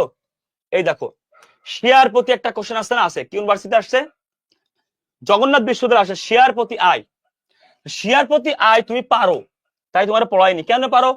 তোমার কি মনে আছে নিট লাভ থেকে অগ্রাধিকার শেয়ার লভ্যাংশ আছে, প্রদান করে এত টাকা সাধারণ শেয়ার লভ্যাংশ। তাহলে আমরা কি করি, নিট লাভে থাকলে লভ্যাংশ বাদ দেবো, তাহলে আগে 12 লাখ থেকে এত টাকা বাদ দিব, বাদ দেওয়ার পরে যা থাকবে, বাদ দেওয়ার পরে যা থাকবে 12 লাখ টাকা থেকে কত বাদ দিব, আগে 12 লাখ টাকা থেকে বাদ দিব হচ্ছে এটা, আগে অগ্রাধিকার শেয়ার লভ্যাংশ বাদ দিব, যা থাকবে সাধারণ শেয়ার হোল্ডার 1,90,000 দিয়ে ভাগ দিলে শেয়ার প্রতি পেয়ে যাবো, তাই না ভাইয়া? এই কোশ্চেন তোমাকে আমি আগে করাইছি কোন জায়গায়, সেকেন্ড পেপারের 5ম অধ্যায়, সেকেন্ড পেপারের 5ম অধ্যায় আমি তোমাকে করাইছি, আসো। আর দেখো গড দেনাদার এই কোশ্চেন করাইছি, খুলনা ইউনিভার্সিটির পরীক্ষা দিবা না, এই যে মোট দেওয়ার অঙ্ক করাইছি, কুমিল্লা ইউনিভার্সিটি এই যে তড়িৎ অনুপাত পড়াইছি। এবার তাহলে প্রশ্ন হচ্ছে ভাইয়া তুমি কোথায় ভুল করতে পারো, কোন কোশ্চেন গুলা ভুল করতে পারো, তোমার কাছে কঠিন কি? দেখো আসলে এখন সত্যি কথা বলতে এমন একটা সিচুয়েশনে তুমি চলে আসছো, আল্লাহর রহমতে কঠিন। বিনিয়োজিত মূলধন, যেটা তোমার আমি পড়তে চেয়েছিলাম, ভেরি ইম্পর্টেন্ট। বিনিয়োজিত মূলধন কাকে বলে, এই কোশ্চেনটা বাকি ছিল। আচ্ছা আসো, একটা হচ্ছে বিনিয়োজিত মূলধনের অনুপাত, একটা হচ্ছে বিনিয়োজিত মূলধন, দুটো জিনিস জানতে হবে, ভেরি ইম্পর্টেন্ট। দেখো তোমরা অনেকে সিরিয়াস না, তাহলে ক্লাস অফ করে দিব, কষ্ট করে লাভ কি? আমি তো কষ্ট করছি, তুমিও করতেছো। বিনিয়োজিত মূলধন, দেখো বিনিয়োজিত মূলধন কাকে বলে, প্রথম কথা হচ্ছে মনে রাখবা বিনিয়োজিত মূলধনের আবর্তনের সূত্র কি, আবর্তন সূত্র। আচ্ছা বলো তো সম্পত্তি আবর্তনের সূত্র কি? সম্পত্তি আবর্তনের সূত্র যা, সম্পত্তি আবর্তন ওই যে নিট বিক্রয় বাই মোট গড় সম্পদ। তাহলে বিনিয়োজিত মূলধনের সূত্র কি, নিট বিক্রয় বাই বিনিয়োজিত মূলধন। তাহলে আবর্তনের ক্ষেত্রে সম্পত্তি আবর্তন আর বিনিয়োজিত মূলধন আবর্তন একই, এটা স্পেশালি মনে রাখবা, ঠিক আছে? ওকে, স্পেশালি মনে রাখবা। তাহলে বিনিয়োজিত মূলধনটা কাকে বলে, তাহলে সূত্রটা ক্লিয়ার, নিট বিক্রয় বাই গড় বিনিয়োজিত মূলধন। তাহলে নিট বিক্রয় কত আছে, এই যে 80,000 টাকা আছে, ভাগ কি বিনিয়োজিত মূলধন কত, 1,06,000। অ্যান্সার এটা আমরা জানি, কিন্তু বিনিয়োজিত মূলধন কাকে বলে, ভেরি ইম্পর্টেন্ট কোশ্চেন। এবার আমরা যাব বিনিয়োজিত মূলধন কাকে বলে। মনে রাখবা বিনিয়োজিত মূলধন মানে কি, বিনিয়োজিত মূলধন মানে, মনে রাখবা বিনিয়োগকৃত মূলধন, বিনিয়োগকৃত মূলধন। এই কোশ্চেন একেবারে ক্লিয়ার হও, এখান থেকে কিন্তু এমসিকিউ আসবে, 12 বলে দিচ্ছি। আচ্ছা বিনিয়োজিত মূলধন মানে বিনিয়োগকৃত মূলধন, এখান থেকে 3-4 প্রকার এমসিকিউ আসে যা কোনো বইয়ে দেওয়া নেই, ভালো করে শুনে নাও। আচ্ছা এবার আমাকে বলো বিনিয়োজিত মূলধন মানে বিনিয়োগকৃত মূলধন। আচ্ছা বিনিয়োগ কে করে, মালিক করে বিনিয়োগ, একটা মালিক করে, একটা থার্ড পার্টি করে। তাহলে থার্ড পার্টি যে বিনিয়োগটা করে, মালিক করলে মূলধন, থার্ড পার্টি যে বিনিয়োগ করে, তোমার কাছে, তুমি প্রতিষ্ঠানের মালিক, তুমি প্রতিষ্ঠানের মালিক, তুমি প্রতিষ্ঠানের মালিক, তুমি একজন প্রতিষ্ঠান, তুমি ব্যক্তি না। তোমার কাছে অন্য মানুষের বিনিয়োগ কি, এক প্রকার দীর্ঘমেয়াদী দায়। কারণ কি বন্ধকি ঋণ, মানে বিনিয়োগ মানে তুমি ভাই এক কথায় লোন নেছো, এক কথায় বিনিয়োগকৃত মূলধন, বিনিয়োগকৃত মূলধন মানে মানুষ তোমার কোম্পানিতে বিনিয়োগ করছে, তোমার একটা দায় না ভাইয়া, তুমি বিনিয়োগ নেছো, তুমি প্রতিষ্ঠান, তুমি নট ব্যক্তি। তুমি বলতে পারো বিনিয়োগ কেমনে দায় হয়, আরে ভাই যেই বিনিয়োগ তুমি পাও, যেই বিনিয়োগ তুমি পাও, তুমি কি পাও, মূলধন পাও, আর তার সাথে দীর্ঘমেয়াদী দায় পাও। তাই বলতে পারি তুমি পাও কি মালিকানা সত্ত্ব বা মূলধন রিলেটেড কোশ্চেন, মালিকানা সত্ত্ব বা মূলধন রিলেটেড একটা দীর্ঘমেয়াদী দায়। তাহলে মালিকানা সত্ত্ব বা মূলধন রিলেটেড বা দীর্ঘমেয়াদী দায়, এইগুলাই তুমি বিনিয়োগ স্বরূপ পাও। দীর্ঘমেয়াদী দায় কেন পাও, বন্ধক ঋণ, তোমার প্রতিষ্ঠানে কেউ বিনিয়োগ করে তুমি পাও, বন্ড, এগুলো তুমি পাও। তার মানে আলটিমেটলি এই দুটো যোগ করলে বিনিয়োজিত মূলধন হয়ে যায়। আর একটা কথা, বিনিয়োজিত মূলধন বের করার ক্ষেত্রে মোট দায় থেকে যদি তুমি চলতি দায় বাদ দাও, একই কথা, কারণ মোট দায়ের 3টা অংশ, মালিকানা সত্ত্বের একটা অংশ, দীর্ঘমেয়াদী দায়, চলতি দায়। তাহলে মোট দায়ের থেকে চলতি দায় বাদ দিলে তো থাকে কি, বিনিয়োজিত মূলধন। কেন, মোট দায় থেকে চলতি দায় বাদ দিলে বাকি থাকে মালিকানা সত্ত্ব আর দীর্ঘমেয়াদী দায়, সেই মালিকানা সত্ত্ব দীর্ঘমেয়াদী দায়কেই বলে বিনিয়োজিত মূলধন। সূত্রগুলো লিখে নাও, লেখার কিছু নেই ভাই, এটা তো খুব কমন সেন্স একটা ব্যাপার। মোট দায় থেকে চলতি দায় বাদ দিলে কি থাকে, মালিকানা সত্ত্ব থাকে আর দীর্ঘমেয়াদী দায় থাকে, আর মালিকানা সত্ত্ব আর দীর্ঘমেয়াদী দায়কে চলতি বিনিয়োজিত মূলধন বলে। বুঝেছো সবাই? সবাই কি ক্লিয়ার হইছো, বিনিয়োজিত মূলধন ক্লিয়ার? সবাই কি বিনিয়োজিত মূলধন ক্লিয়ার হইছো? কথা বলো, কথা বলো, ক্লিয়ার কিনা কথা বলো, তোমরা কথা বলে হবে না তো ভাইয়া। এই তোরা কি ঘুমাই গেছস? আল্লাহ রে আল্লাহ, কি কোস, ঘুমাস না রে, ঘুমাস না, আর 2-3টা দিন একটু কষ্ট দিবানি সর্বোচ্চ। ঘুমাস না, ঘুমাস না রে, আর কয়টা দিন একটু কষ্ট দিব। মানে তোরা কি লিখতেছস না ঘুমাচ্ছস কোনটা? এই তোরা কি ক্লাসে আসোস না গিয়েছস? সত্যি মোটিভেশন হারাই ফেলতেছি, কিন্তু আমি নিজেই, মানে আমি নিজেই গতি হারাই ফেলছি তোদের এই ইয়া দেখে। মানে তোদের এই, মানে তোরা কি আসিস নাকি, মানে জোশটা কেন আছে তোদের, মানে নরম হয়ে আছে, মানে তোরা কেন শক্ত না, আমার এটা বুঝা। ঘুম কিসের ভাই এরকম? আমি যদি তোর স্যার দাঁড়ায় থাকতে পারি, তুই বসে থাকতে পারবি না কেন? মানে বল। আজকাল ম্যানেজমেন্ট ভাই, তাহলে অ্যাকাউন্টিং বাদ দিয়ে ম্যানেজমেন্ট ধরি। এই কোশ্চেনটা ক্লিয়ার। আসো, এবং মনে রাখবা বিশেষ দ্রষ্ট, যদি তোমার এখানে ভুয়া সম্পদ থাকে তাহলে বাদ যাবে। ভুয়া সম্পদ থাকে উভয় সূত্র থেকে বাদ যাবে। ভুয়া সম্পদ থাকলে, ভুয়া সম্পদ থাকলে উভয় সূত্র থেকে বাদ যাবে, লিখে নাও। ভুয়া সম্পদ থাকলে উভয় সূত্র থেকে বাদ যাবে। ওকে ওকে, ঘুমানো যাবে না। ভুয়া সম্পদ থাকলে উভয় সূত্র থেকে বাদ যাবে। আসো, বলা হয়, তোমাকে বলা হলে মোট সম্পদ, মোট সম্পত্তি 2 লাখ, 2 লাখ, হ্যাঁ 2 লাখ, এবং চলতি দায় 40,000 হলে বিনিয়োজিত মূলধন কত? বলো, বিনিয়োজিত মূলধন কত? বলো দেখি কে পারো। এই কোশ্চেন অ্যান্সার যে পারবা সে লিজেন্ড। হ্যাঁ বলো কে পারো, এবার অ্যান্সার করো। ভাইয়া আমি আবার ভুয়া সম্পদ কেন বাদ জানো? কারণ ভুয়া সম্পদ তো আসলেই তার কোনো বাস্তব ভিত্তি নেই, সেটাকে তুমি তোমার বিনিয়োগকৃত মূলধনকে দেখাতে পারো না, এই জন্য বাদ যাবে। আসি রে ভাই, আসি, আসো, আসি রে ভাই, আচ্ছা ফিরে এসেছো ভাইয়া, একটু কষ্ট করো। আর একটা ক্লাস হিসাব বিজ্ঞান শেষ হয়ে যাবে ইনশাল্লাহ। একটা ক্লাস আছে, আর একটা ক্লাস লাগবে, আজকে একটু কষ্ট করো প্লিজ, রিকোয়েস্ট ভাই আমার প্লিজ। কারণ শেষ করে দিতে আমিও বাঁচি, মানে আমারও চাপ কমে। দেখো, মনে রাখবা, মোট সম্পদ যে কথা, মোট দায় সে কথা। Very important question. তাহলে মোট দায় 2 লাখ, চলতি দায় তো 40, 2 লাখ থেকে 40 বদলে 1,60,000 টাকা দাম বিনিয়োজিত মূলধন। ক্লিয়ার? এই কোশ্চেন প্যাচটা কি ক্লিয়ার? কোশ্চেন খুব সহজ, তোমার 99% স্টুডেন্ট জানতো না, তোমার 99% স্টুডেন্ট জানতো না, তোমার 99% স্টুডেন্ট জানতো না। দেখো, মোট সম্পদ, মোট সম্পদ 1.5 লাখ, 1.5 লাখ, বিনিয়োজিত মূলধন, বিনিয়োজিত মূলধন, বিনিয়োজিত মূলধন 80,000 হলে চলতি দায় কত? এই কোশ্চেন দেখলে অনেকে কেলাই পড়বে একদম। তুমি নিজেই কেলাই পড়তা, তুমি যে একটু আগে আমাকে, মানে আমার এখান থেকে ক্লাস না করতা, তুমি নিজে একটু আগে ভয় পেতা এই কোশ্চেন দেখলে। ভাই এটা আবার কি, এটা আবার কোন মূলধন? তাহলে আমরা কি জানি? সূত্র মুখস্থ করা আমরা শিখিনি কখনো। মোট সম্পদ থেকে আমরা জানি 1.5 লাখ, এখান থেকে চলতি দায় বাদ দিলে আমরা বিনিয়োজিত মূলধন পাই, সেই পাই কত? 80,000। তাহলে এখানে বলো তো, এই মোট সম্পদ থেকে কত বিনিয়োজিত মূলধন বাদ দিলে? তুমি এই প্যাটার্ন জানো, তাই তোমার কাছে ইজি, কোন সূত্র মুখস্থ লাগবে না। ধুরন্ধর অনেক ভাই, ঘুমে ধরলে ঘুমাই যাও, কোনো সমস্যা নেই। মোট সম্পদ থেকে বিনিয়োজিত মূলধন কত বাদ দিলে চলতি মূলধন, চলতি দায় আসছে 80,000? বলো, লাইফে এরকম কত ঘুম স্যাক্রিফাইস করছো? চান্স না পাইলে বুঝবা ঘুমটা কারে কয়, সেকেন্ড টাইমে দেখে শুনবা ঘুম কারে আসে। বলো, তাহলে এই প্যাটার্নটা 70 ক্লিয়ার? তাহলে প্যাটার্নটা কি বুঝছো? কোশ্চেনের প্যাটার্নটা কি ক্লিয়ার হইছো? বলো আমাকে, কোশ্চেনের প্যাটার্নটা কি ক্লিয়ার? এবার আমাকে বলো, বিনিয়োজিত মূলধন, বিনিয়োজিত মূলধন 80,000, চলতি দায় 30,000, মোট সম্পদ কত? তাহলে কোশ্চেন কত রকম আসতে পারে, এটা কি ক্লিয়ার?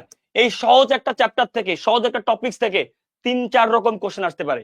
কেন ইমাজিন, এই সহজ একটা টপিকস থেকে বিনিয়োজিত মূলধন, তাহলে কি মোট সম্পদ থেকে যদি আমরা বিনিয়োজিত মূলধন, চলতি দায় বাদ দিই 30,000, বিনিয়োজিত মূলধন 80,000, তো এই কত থেকে 30 বাদ দিলে অ্যান্সার 80।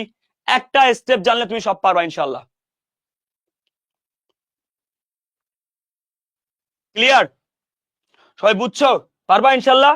তাহলে বিনিয়োজিত মূলধনের আবর্তন বললে কি হবে? নিট বিক্রয় উপরে হবে, আর নিট বিক্রয় ভাগ বিনিয়োজিত মূলধন, আর বিনিয়োজিত মূলধন না থাকলে এরকম বের করতে হবে।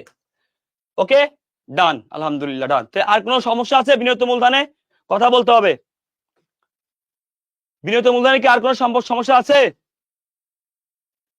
বিনিয়োজিত মূলধনে আর কোনো সমস্যা আছে? আছে বলো, কথা বলো, আছে? নাই? আচ্ছা নাই, শিওর? তাহলে এটা আনসার করো।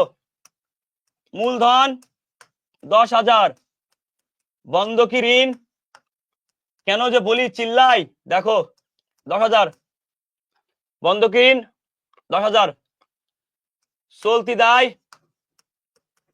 5,000,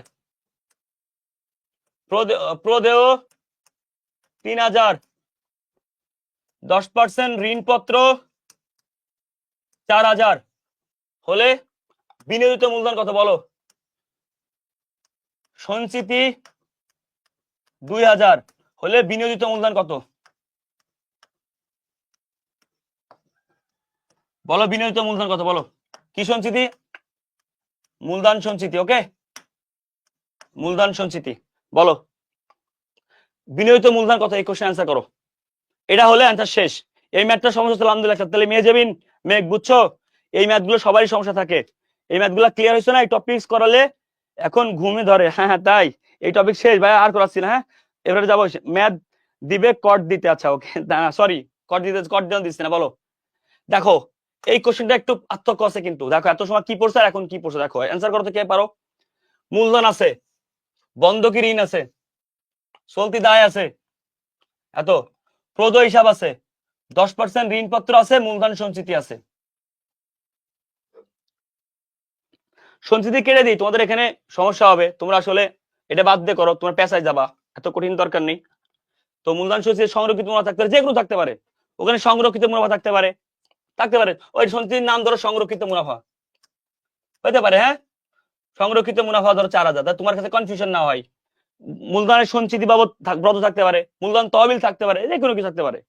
ভাই এটা কি? এই তো এটা কোশ্চেন ভাই। আসো তাহলে একটু আগে তোমাকে শিখায় আসলাম সবকিছুই মালিকানা সত্ত্ব আর কি কি যায়, মানে মালিকানা সত্ত্ব মূলধন রিলেটেড কোশ্চেন, মালিকানা সত্ত্ব আর আছে দীর্ঘমেয়াদী দায় যায়, তুমি ভুলে গেছো।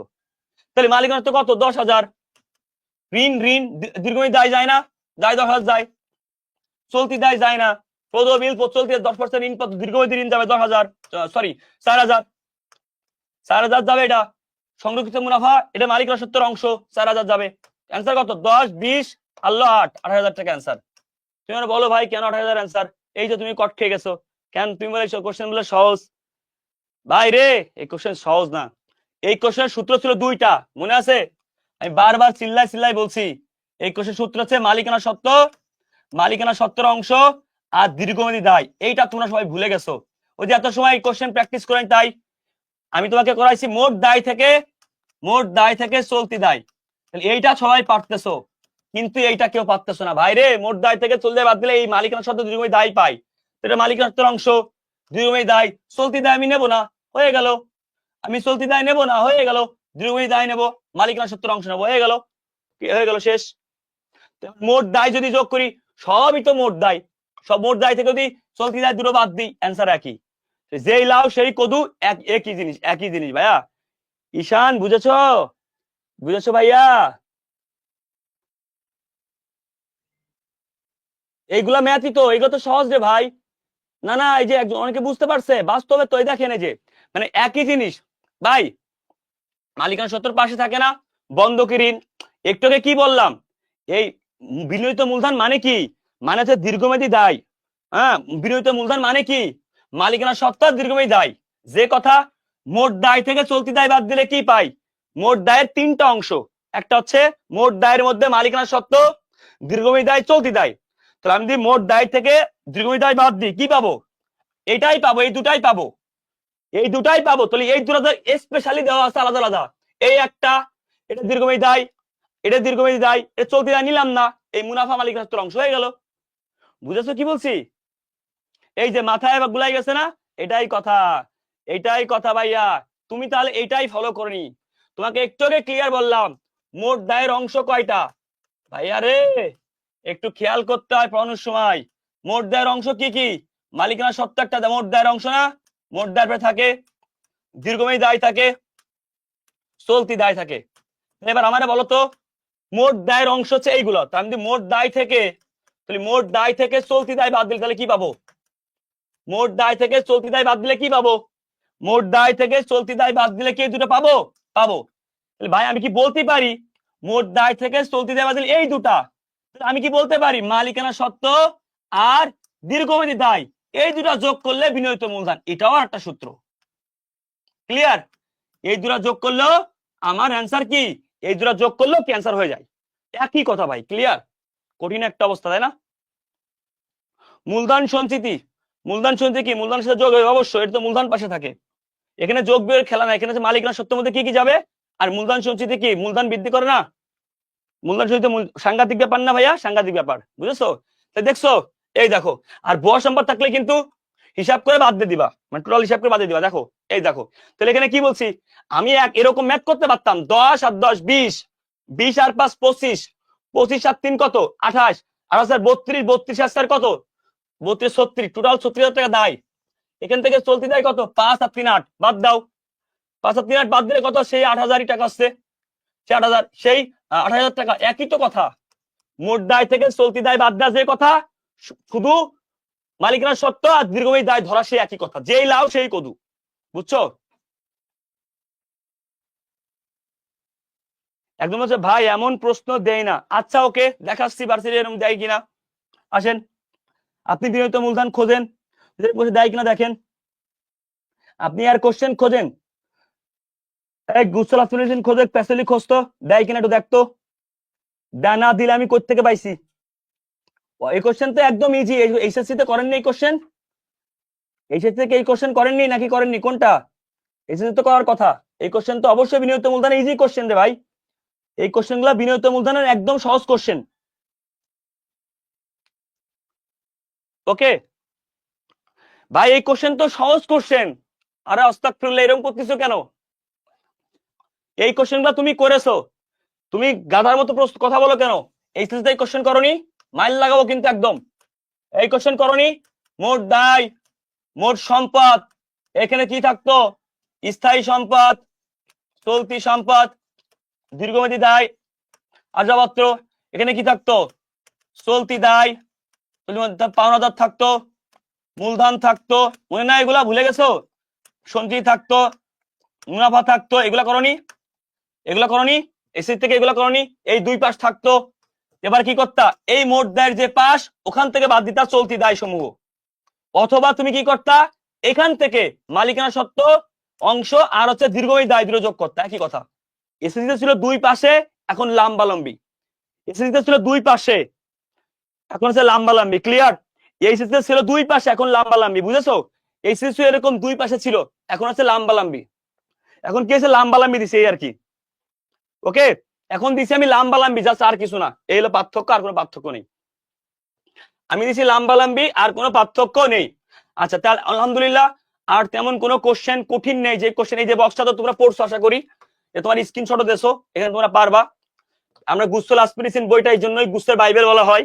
আশা করি যারা সলভ করতেছো তারা বুঝছো, নাও নিজের আগেই নিয়ে নিবা। আচ্ছা আসো, আমার মনে হয় না আর কোনো কোশ্চেন যেখানে তোমাকে আটকাইতে পারবে। এই কোশ্চেনটা একটু কঠিন আমার কাছে মনে হচ্ছে, এটা লাস্ট লাস্ট প্র্যাকটিস। এটা তোমাদের লাস্ট প্র্যাকটিস, লাস্ট একদম শেষ প্র্যাকটিস। এই কোশ্চেনটার অ্যান্সার যারা পারবা, সাংঘাতিক একটা ব্যাপার হয়ে যাবে ইনশাআল্লাহ। মানে এই কোশ্চেনটা তুমি পারবা ইনশাআল্লাহ। আমি তোমাদের সলভ করাইছি না? সমাপনী উৎপন্ন বের করো, মনে আছে? প্রাইম উৎপন্ন দেওয়া আছে যে মজুদ আবর্তন। মজুদ আবর্তনের সূত্র কি? মজুদ আবর্তন কেমনে বেরোয়? বিক্রিত পণ্যের ব্যয় গড় মজুদ। ওকে, এখান থেকে বিক্রিত পণ্য বের করতে হবে আগে। বিক্রয় টাকা, ক্রয় মূল্যের উপরে মুনাফা 25 হলে বিক্রয় মূল্যের উপর 20%।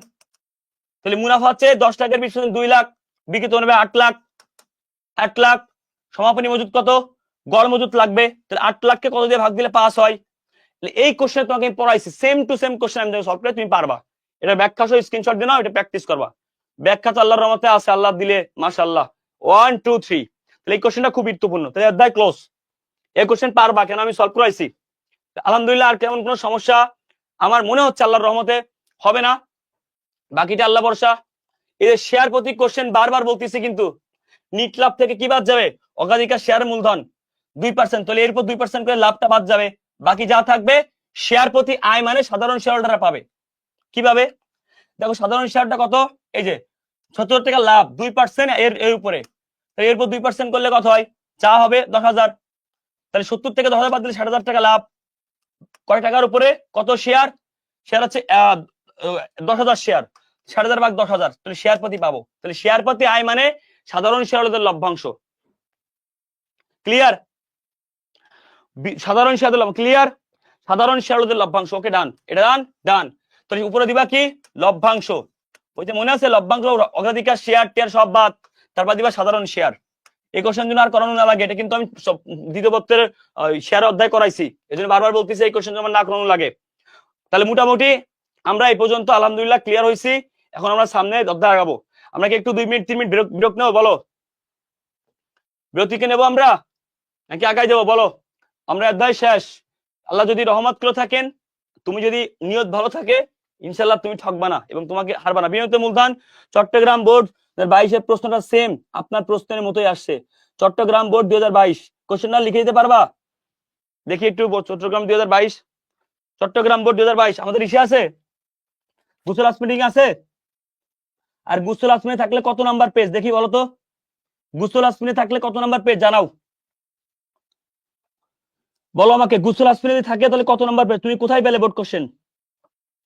আচ্ছা এই যে একটা পাইছি, ইয়েস, এই দেখো তুমি একটাকে কইলে আমারে পেজ নাম্বার হচ্ছে 138। ভাইয়া রে, ও ভাইয়া, এই দেখো তো ভাইয়া হয়েছে কিনা? ও ভাইয়া, বলো যে এই অ্যাডমিশন আসতে পারে না? অবশ্যই পারে। তারেক শেয়ার মূলধন এত, সঞ্চিত বিল এত, চলতি দায় এত, শেয়ার অধিকার এত, চলতি সম্পদ এত, তাহলে বিনিয়োগিত মূলধন কত? আচ্ছা দেখো কি কি যায় বিনিয়োগিত মূলধনের মধ্যে। প্রথমে শেয়ার মূলধন, এটা যাবে। সঞ্চিতি কি, এটাও কি অংশ, এটাকে বলেছিলাম মূলধনের অংশ। দেখো চলতি দায় তো আসে না। শেয়ার অধিকার কি, ভেরি ইম্পর্টেন্ট কোশ্চেন। আচ্ছা শেয়ার অধিকার কিসের মধ্যে যায়? শেয়ার উধার কিন্তু মূলধনেরই একটা অংশ। শেয়ার অধিকার কিসের জন্য নেওয়া হয়? মাই কোশ্চেন ইজ, শেয়ার অধিকার মূলধনের বাবদ নেওয়া হয়, তাহলে এটা হচ্ছে মূলধনের একটা অংশ। এটা মূলধনের একটা অংশ, কারণ এটা মূলধন বাবদ নেওয়া হয়। শেয়ার উধার কোনো চলতি দায় না, মূলধন বাবদ নেওয়া হয়। চলতি দায় সম্পদ আসে না, তাহলে কি একটা দুইটা তিনটা পাইছো, হয়ে গেল। তাহলে কত হবে? এই যে একটা দুইটা তিনটা যোগ করতে হবে, শেষ। ক্লিয়ার? বুঝেছো? পাইছো অ্যান্সার? এই যে কিরকম কোশ্চেন, ক্লিয়ার? ওকে ডান ডান ডান ডান ডান ডান, শেষ। ওকে, এটা যে এসএসসি কোশ্চেন, এই কোশ্চেন আসতে পারে, আগে তো দেখা দিলাম আমি। হ্যাঁ কি শাহরিয়া নিজাম বলেছেন? সরি ভাই আমার থাপড়ান কেন? থাপড়াবো ভাই? সি সি সি। আচ্ছা এর দাই ক্লোজ। এখন বলো, যদি তোমাদের বাকি আছে সেকেন্ড পেপার চ্যাপ্টার 7, চ্যাপ্টার 7 বাকি আছে। উৎপাদন অধ্যায় আমার 40 থেকে 50 মিনিট লাগবে, এটা খুব ইজি একটা অধ্যায় আমার কাছে লাগে, 40 থেকে 50 মিনিট। চ্যাপ্টার 10 বাকি আছে, 10 বাকি আছে, 7 বাকি আছে 10, আর ফার্স্ট পেপার 9 বাকি আছে। এখন তোমরা বলো ক্লাস করবা নাকি স্টপ করবা? তোমাদের ইচ্ছা, তোমরা একটু ব্রেক নিতে পারো, no problem, I have no problem, আমার কোনো প্যারা নেই। কারণ আমার তো কষ্ট করতে হবে, আমার কিছু করার নেই। আমার তো এখন মানে পরিশ্রমের সময়। আমি কেন বলেছি এই ক্লাসগুলাই সব ভার্সিটির জন্য কাজে লাগবে এবং সব ভার্সিটির জন্য করতে হবে।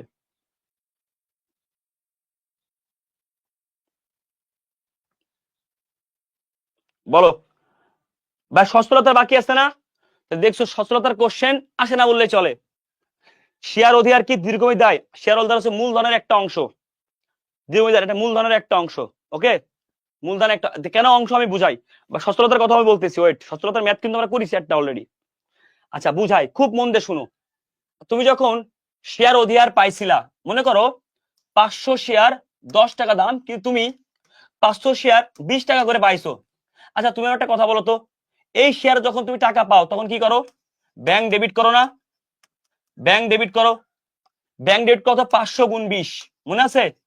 আর শেয়ার আবেদন ক্রেডিট করো, শেয়ার আবেদন ক্রেডিট করো, আসো কত? 500 গুণ 20। এবার যখন সেকেন্ড আবেদন করতা শেয়ার আবেদন ডেবিট, ব্যাংক ক্রেডিট, টাকা ফেরত দিত না?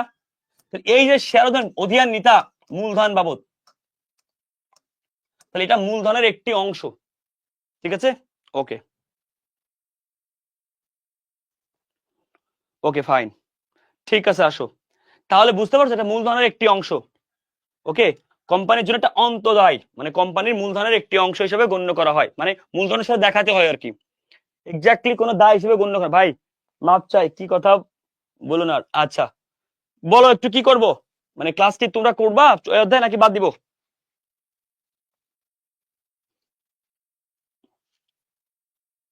ওকে আচ্ছা, সচ্ছলতার অনুপাতের ক্ষেত্রে তোমাদেরকে একটা কথা বলি। তোমরা এই যে করছো না, সচরাচর মধ্যে আমি তো পড়ছি একটু আগে, দায় সম্পদ দেখলাম না একটা, দায় মূলধন, ওরকম কোশ্চেনই হয়। দায় মূলধনের কোশ্চেন দেখাইছে, কিন্তু দায় সম্পদ তো ঠিক ওইভাবে থাকে, বুঝতে পারছো? যে দায় সম্পদ অনুপাত এত, মানে আমি তোমার দেখাই দিই একটু। এই ধরো দায় সম্পদ অনুপাত, দায় সম্পত্তি অনুপাত, এরকম কোশ্চেন বেশি থাকবে। হ্যাঁ, 3:2। এখানে মোট সম্পদ, মোট সম্পত্তি, একুশে পারবা, মানে একুশে এখন ইজি তোমার কাছে। 40,000 হলে মালিকানা সত্ত্ব কত? মালিকানা সত্ত্ব কত ভালো করে বুঝবা। হ্যাঁ, মোট সম্পত্তি 40,000 হলে মালিকানা সত্ত্ব কত? আসো দেখো, খুব ভালো করে বুঝবা। এখানে কত হয়েছে? আচ্ছা সরি, মোট দায়, মোট দায়, এখানে মোট দায় নাকি মোট দায় সম্পদ, আচ্ছা ওকে ফাইন, মালিকানা সত্ত্ব, তার মানে হচ্ছে সম্পত্তি, হ্যাঁ মালিকানা সম্পদ থেকে দায় বাদ দিতে হবে। সরি, মালিকানা সত্ত্ব না, এখানে বের করবো আমরা হচ্ছে একটু দাঁড়াও, মোট দায়, হ্যাঁ মোট দায় 30,000 হলে মালিকানা সত্ত্ব কত, ভালো করে বোঝো। ইজি একটা কোশ্চেন। কেন ইজি কোশ্চেন? এই কোশ্চেন তুমি পারো, তুমি কোনো টেনশন করবা না কোনো সময়ের জন্য। দায় সম্পদ আছে না, এটা আমার দায়, এটা আমার সম্পদ, এটা আমার সম্পদ, দেওয়া আছে মোট দায় 30,000, 3 ভাগে 30,000, 1 ভাগে 10,000, তাহলে আমার সম্পদের ভাগ কত? সম্পদের ভাগ হচ্ছে, সম্পদের ভাগ হচ্ছে কত? সম্পদের ভাগ হচ্ছে 20,000। ওকে, সম্পদের ভাগ হচ্ছে 20,000। ও এখানে অ্যান্সার হবে মোট সম্পদ কত, এটা সহজ হবে। মোট সম্পদ বের করো, মোট সম্পদ বের করো। তো 1 ভাগে কত? 10,000, 30,000 ভাগ 10, 1 ভাগে 10,000, 2 ভাগে কত হবে? 2 ভাগে হবে 20,000 টাকা। ক্লিয়ার? তাহলে আমার সম্পদ হচ্ছে এই যে 20,000। এবার আসো, এখানে একটু কঠিন যদি হয়, ওকে, আর একটু কঠিন যদি হয় তাহলে কেমন হবে? খুব ভালো করে বুঝো, বিষয়টা খুব ইম্পর্টেন্ট কিন্তু, ঠিক আছে?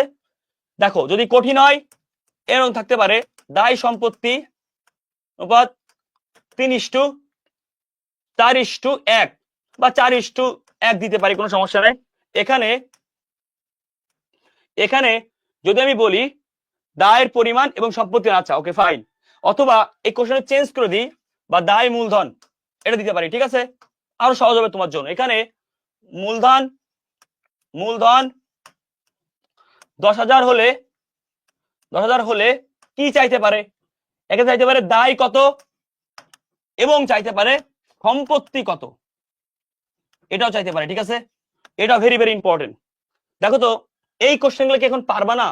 মূলধন 10, 1 ভাগে, এটাতে 1 ভাগ, 1 ভাগে 10 হলে 4 ভাগে 40, তাহলে দায় হচ্ছে 40, মূলধন 1 ভাগে 10, তাহলে দায় হচ্ছে 40, ওই যে দায় হচ্ছে 10, দেখছেন? দায় হচ্ছে 1 ভাগে কত? 10, দায় হচ্ছে, সরি, দায় হচ্ছে 40, মূলধন 10, দায় আর মূলধন যা হবে সম্পদটা হবে 50। মানে এখন কি এই কোশ্চেন গুলো পারা যাবে না? এই কোশ্চেন গুলো কি পাওয়া যাবে না এখন? মানে এই কোশ্চেন কি এখন পাওয়া যাবে কিনা বলো? মানে এই সেটআপ কি ডান, এই সেটআপ থেকে যে কোনো কোশ্চেন পাওয়া যাবে না এখন?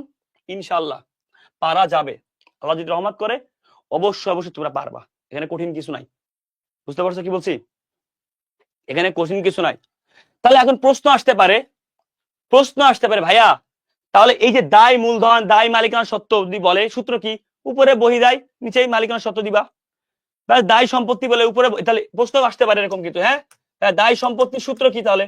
উপরে বহি দায়, নিচে সম্পদ, উপরে দায় নিচে মূলধন। ডেট রেশিও বা ঋণ মূলধনের সূত্র কি? উপরে দায় বা ঋণ, নিচে মূলধন, এরকম। হ্যাঁ, যেটা প্রথমে থেকে এটা উপরে, যেটা প্রথমে থাকবে সেটা উপরে। এখন থেকে ইনশাল্লাহ এই কোশ্চেন পারবা, এই কোশ্চেন তোমার কাছে কঠিন লাগবে না ইনশাল্লাহ। বুঝতে পারছো কি বলছি? তাহলে আসো তো, এই কোশ্চেন তুমি আমাকে অ্যান্সার করো তো। দায় মূলধন অনুপাত 2:1 এবং দায়, এবং দায়, দায় 15,000 হলে, 15,000 হলে, 15 নাম্বার 1 কোশ্চেন, দায় 15,000 হলে আমাকে বলো, আমাকে বলো, খুব ভালো করে বুঝবা, খুবই কঠিন করতেছে আমি কিন্তু, মোট সম্পদ কত, মোট সম্পত্তি কত? তুমি কিন্তু ভেবাচাকা খেয়ে গেছো এখন। দেখো, ভেবাচাকা খাওয়ার কিছু নেই, তোমাকে এরকম প্রবলেম যখন দিবে, আচ্ছা মোট সম্পদ কিভাবে বেরোয়? মোট সম্পদে দায় লাগে প্লাস মালিকানা সত্ত্ব লাগে, রাইট? প্রশ্নের দায় দেওয়া আছে, তাহলে আমার মালিকানা সত্ত্ব লাগবে। তাহলে প্রশ্নে আমার সম্পদ খুঁজতে হবে, মালিকানা খুঁজতে হবে। দেখো তো দায়, তাহলে উপরে থাকে দায়, দায় 15,000, অ্যান্সার কত 2, অ্যান্সার 2:1 মানে 2। তারপর তো এখানে কত হলে অ্যান্সার 2 হয়েছে, তাহলে মূলধন কত ছিল, ও 7,500, কারণ নিচে কম, তাহলে মূলধন বা মালিকানা 7,500, এখানে মূলধন মালিকানা 7,500, এই যে টোটাল যোগ করলে মোট সম্পদ। তাহলে দ্যাটস দ্য ইম্পর্টেন্ট, তোমাকে কোন জায়গায় ম্যাথটা, তোমাকে কোন জায়গায় ম্যাথটাকে পাঠাচ্ছে, এটাই হচ্ছে বিষয়। ম্যাথটা তোমাকে কোন জায়গায় নিয়ে যাচ্ছে, এটা হচ্ছে ইম্পর্টেন্ট।